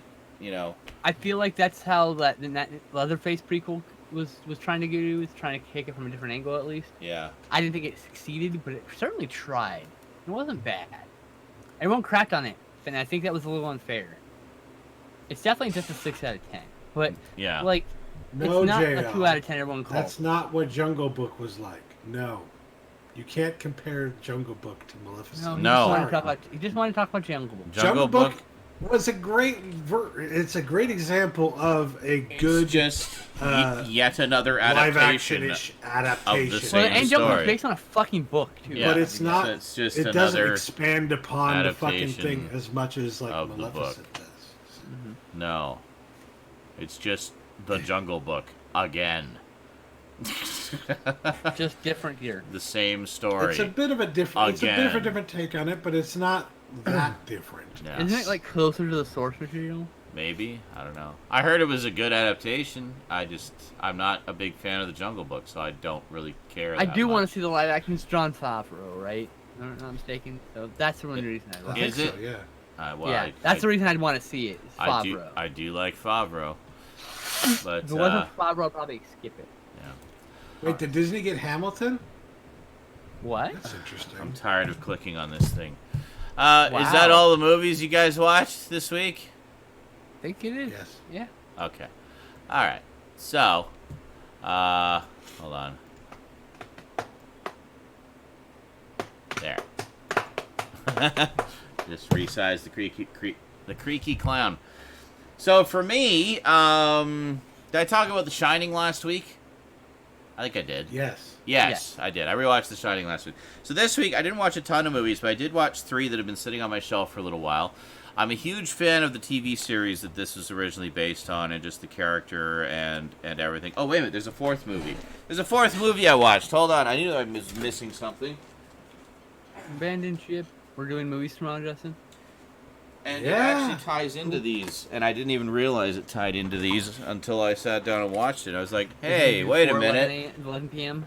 So, what? I asked Justin if we're going to watch movies before 11 p.m. So, maybe. So as you guys know, I picked up all of these fairly recently. Shout Factory finally put out the last 2 that had not received Blu-ray releases here. I have the original TV series and liked that a great deal. So I finally sat down and watched the Hammer Films adaptation of the Quatermass Experiment. Hey. Yes, known as the Creeping Unknown in the U.S. So this is basically, it's based on the BBC miniseries by Nigel Neal, and I think no, it doesn't. He didn't co-write this one. Nigel Neal was involved in the next two movies. He co-wrote the story for those as well to do the adaptation. But yeah, the nice thing about this is that this came out in 1955, so it's only like 2 years after the BBC miniseries. The BBC miniseries, it was before they really started recording their stuff, so everything's kind of went out live. They recorded the first 2 episodes. It was a 6-episode serial. Decided that they weren't happy with the quality, so they didn't record the remaining 4 episodes. So we have the first 2, and that's it. So it's kind of notable in that this was the first time since the original live television broadcast that you could actually see the story in some kind of complete form. Hold on. Hammer did a fucking Robin Hood? Like a series or a movie? Movie. Oh, yeah. I need to see this. Yeah. Oh my goodness. Anyway, I love Robin Hood. Sorry. Yeah, so it was released in the U.S. as The Creeping Unknown. In fact, underneath here, do we have that? Well, we have a few different posters from the Kino thing there. Just I underneath. like the Creeping Terror poster. So, Creeping Unknown, I mean. Oh, yeah, Creeping Unknown. There it is. Creeping Terror is a terrible movie. The Creeping Unknown. It's hard to see. But anyway, yeah, so it's pretty good. So, you know, it's interesting to see the story complete. I'm a little bit mixed on it. I don't think Brian Donlevy was a good choice for the character of Quatermass, because the original show has him as kind of a very intellectual scientist, very British character. And Brian Donlevy is like the typical kind of brash, in-your-face, take-no-shit American actor. Like, he comes across as being very pushy and bossy, and as one reviewer put it, not particularly intelligent. So it's a little hard to buy him as this rocket scientist. But I mean, he gets the job done. The real standout performance was this guy on the cover, the astronaut who returns to Earth and is slowly taken over by this strange alien organism. In many ways, it's actually an early example of body horror, because this is an alien invasion story, but it's not one where it's aliens coming down in spaceships and blasting our cities. No, it's this astronaut goes up in, well, several astronauts go up in space and encounter this strange organism that nobody understands what it is or where it's from. It could be that it doesn't even have a home. It's just a drift out there. They encounter it. One of them gets infected, brings it back to Earth, and it threatens to wipe out all life here. And it's really good. Like, it's really quite tense and frightening, and it's like a classic sci-fi story if you think about it. It really is, yeah. Instead of an infection, sometimes it's an alien, sometimes it's something else. You know? It's a very interesting kind of alien creature, which I won't give away. I'll just, let you experience it yourself. I'm interested in seeing that one, actually. And then we have the sequel. This is the first time I think it's ever been on Blu-ray. Quatermass II, again with Brian Donlevy. His character's a little better in this one, I think, than the first one, but it's also a different kind of story. In this one, he's actually... Now, he's originally a rocket scientist, so he's developing reusable rockets that can be sent up for exploration and what have you. In this one, he's not only working on a reusable rocket, but also working on the idea of a moon colony, like an actual colony where people can go up and live, which is a pretty, cutting-edge idea for 1957 when this came out. So he finds this factory that looks very suspiciously like his moon colony design. Now, it's just kind of a coincidence of design. He's like, well, it's domes. It's like, yeah, I mean, domes are a pretty standard habitation form, but why are they here on Earth? And there's these people working in this factory that seem to be almost like, zombies. Like, they're just kind of focused solely on their work, and you can't really talk to them or interact with them at all. So there's something weird going on there. And essentially, it's another kind of alien invasion story. But again, being Nigel Neal, it is not your typical alien invasion story. This one, you kind of have a little bit of the enemy within, like the enemy is among us kind of thing. But again, not quite the way you've seen it before. And when it's revealed what the aliens are and what their intentions are, it's genuinely shocking and quite tense. So yeah, this one, the original miniseries does exist, and I have seen it. It's not the greatest quality of the original miniseries because of the way the film recording was done, but at least we can see it. This is actually a very good film adaptation of that story. I thought they really hit all the right beats of it quite nicely. There are 4 Robin Hood Hammer films. Holy Christ. Nice. We need those. A whole new world. Because I love Robin Hood. And then finally, this is the one that I had on DVD from ages ago, misspelled as Quatermass. I remember Dad talk about this. We have the third one from 1967, which adapts the third BBC miniseries. By the way, the BBC miniseries of this one is fantastic, and they have a beautiful film recording of it. The DVD of that one looks stunning, like just beautiful picture quality. So this one is the only one of the 3 that's in color. It's from 1967, and Andrew Keir takes over in the role of Professor Quatermass, the Professor Quatermass. Professor Quatermass. Andrew Keir is fantastic. He's the kind of Quatermass that I picture when I think of the character. Quatermass. He does a really, really good job. The MGM DVD is the one that's misspelled. So this is a really interesting one. No, the one I have is from like some no-name label. Oh, okay. But sorry, thought it was MGM. The thing it's probably the same one I'm thinking of. But. This is probably the one that's most well known and what a lot of people consider to be the best of the trilogy, like story-wise. Basically, there's this this construction site that uncovers several skeletons that appear to suggest that humanity had been on Earth a lot longer than it was thought. In fact, several million years longer than was thought. And then they also uncover what at first they think is a bomb, but is actually some kind of alien spaceship that's been buried in the clay under this London town for 5 million years. It's been underneath. And throughout history, there's been people in that area who's seeing what they thought were ghosts or demons appearing to them, but they may not have been what they thought they were. And again, it's kind of an alien invasion story, but again, not like anything you've ever seen before. It's really quite unique and interesting. I've heard them described as Lovecraftian. Would you describe them as Lovecraftian? Yes, actually, very. Okay. Very much so. Okay. Especially the second and third ones. I haven't seen them yet. Yeah, especially the second and third ones. The first one I think is a little more like, alien body horror, The Thing, The Blob, that sort of thing. Well, some of Lovecraft's body horror.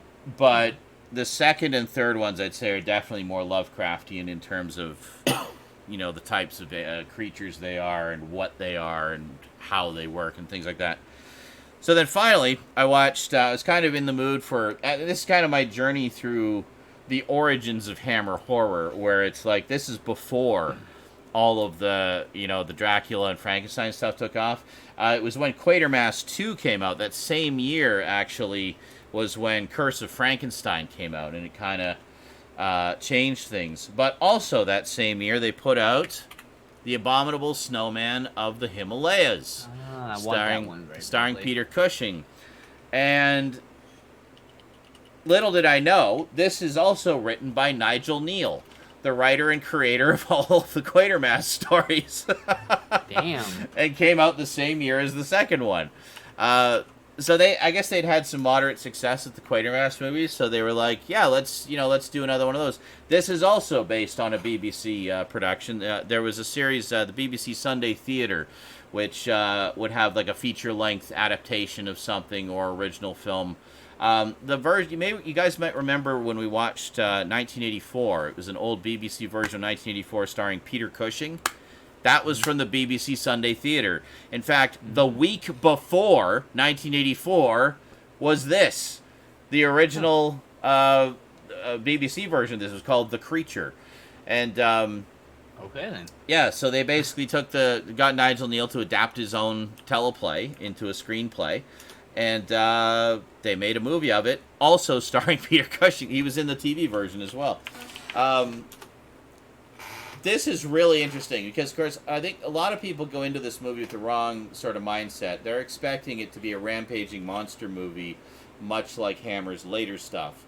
That is not what this is. This is more along the lines of what you see in the Quatermass stories, where it's more kind of a slow burn. There's like a lot of mystery. In this case, it's about this professor, played by Peter Cushing, who wants to learn if the Abominable Snowman actually exists, because he's heard all these stories and legends and so forth.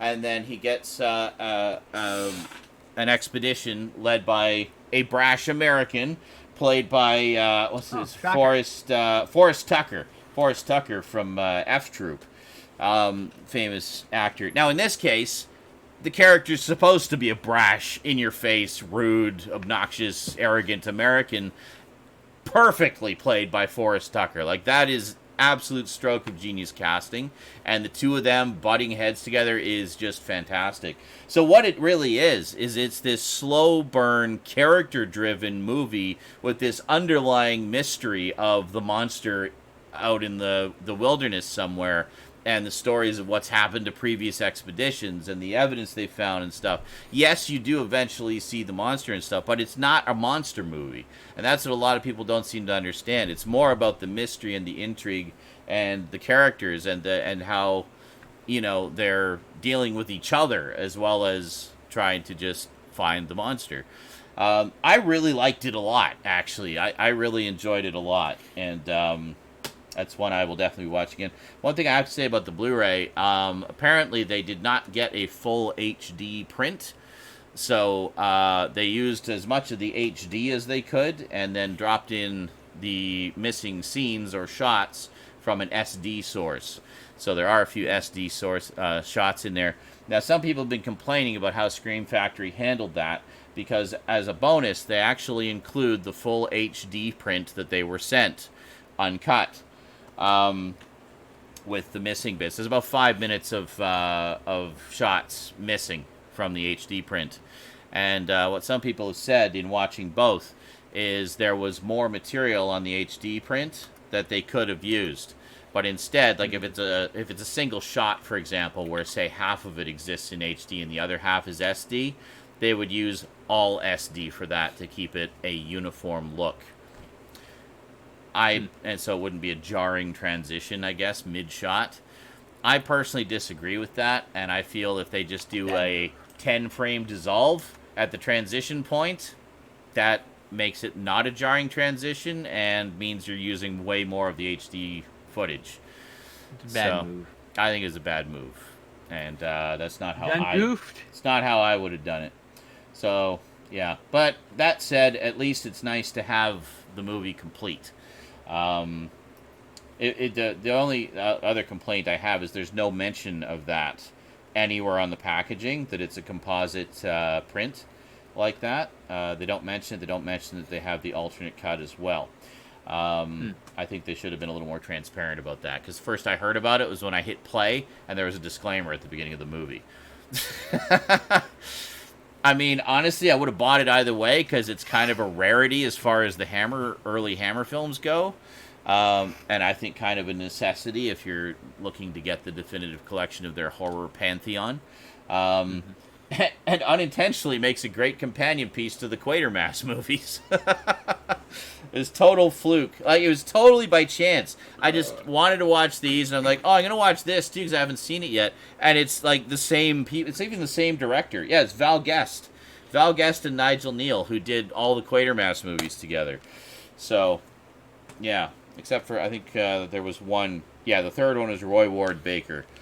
Directed that one. But the other two were directed by Val Guest. And then Nigel Neal adapted the second and third. I guess because he didn't like how the first one was adapted. But I thought it was good. So that was it. That was my movies. Watching some old school goodness this week. Good shit. Yeah. No, those are really... I think you guys will enjoy all those, actually, whenever we get around to watching them. But it's good shit. Good shit. Good shit, man. I can't wait to watch Quatermass. I know. Quatermass is good. Yeah, I want to punch people too. That's right. Punch people in the penis. Right. Penis. Yep. Well, I think that's it for this week, folks. It's a long episode. It's 3 3/4 hours. It's good length. We had a lot to cover this week. Good stuff, too. A lot of good stuff, yeah. Some good shit, some good pickups, some good news. This is prompting some good rants.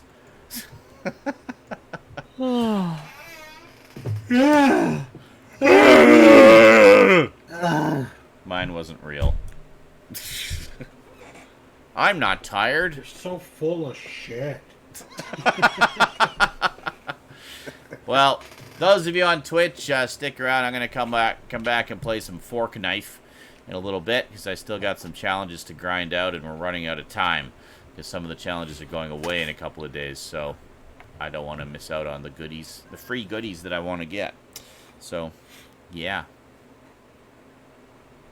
Oh, thanks, Kralatin. Oh, I'm sure Sean will actually come back. Yes. Yes, I will. Might not be a lot of gaming tonight. Might only be a couple hours like last night, but that's fine. Whatever. Do a little something. A couple hours. Yeah. Sorry. Rosie and I were watching Lock and Key earlier. Priorities. Daddy-daughter time. Watching Dark Modern Mysteries. It was good shit. Called good priorities right there, friends. Hell yeah. Good priorities. And I ate so much of that breakfast hash today. Rosie didn't want it, so I made a couple of breakfast sandwiches. Crazy. And we had those, basically homemade McMuffins. That was our dinner. Breakfast for dinner for the win. So good. I know. See, I know you'd like them. You guys would love them. Damn. But I love breakfast. yeah, me too. All right. Ham, bacon, eggs. All of it. All of the breakfasts is biscuits and toast and dude. Sausage. Don't forget the sausage. Omelets. Hey, I was thinking of basically protein and carbs. It's all. I was thinking of maybe frying up some of that sausage. I made some patties with the sausage patties, breakfast sausage. Oh, good call. They were good, and we made breakfast sandwiches. But I was thinking of just frying up some of the meat, and then throwing in some eggs and cheese, and making a like breakfast sausage cheese omelet, which I think would be heavenly. My favorite. I like to do Might do that tomorrow. Take the egg. Yeah. And you crack the egg and you break the fucking yolk, right? Yeah, and yeah. You spread it thin like a big like pancake egg for eggs. Yeah. Mm-hmm. And you flip it over. When you flip it over, you start putting all the shit in. Yeah. And then you just put some cheese on and you fold it. Oh, you fold it. Omelet. Oh, yeah. So much easier to make the omelet, That's and it's like it's like a breakfast taco. Yeah, yeah. You can't eat it like a taco; it'll fall apart. But Well, no, obviously. It's good. There you go. And duly conducted is already saying, breakfast for dinner sounds amazing even now. I'm making my Italian breakfast hoagie, I think.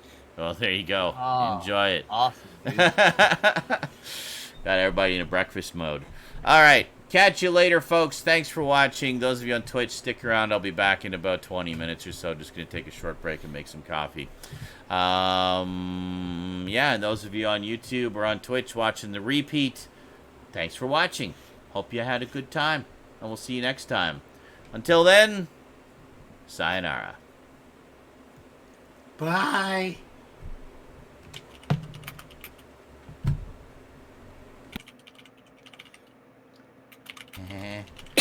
Where's this? Never find the damn thing.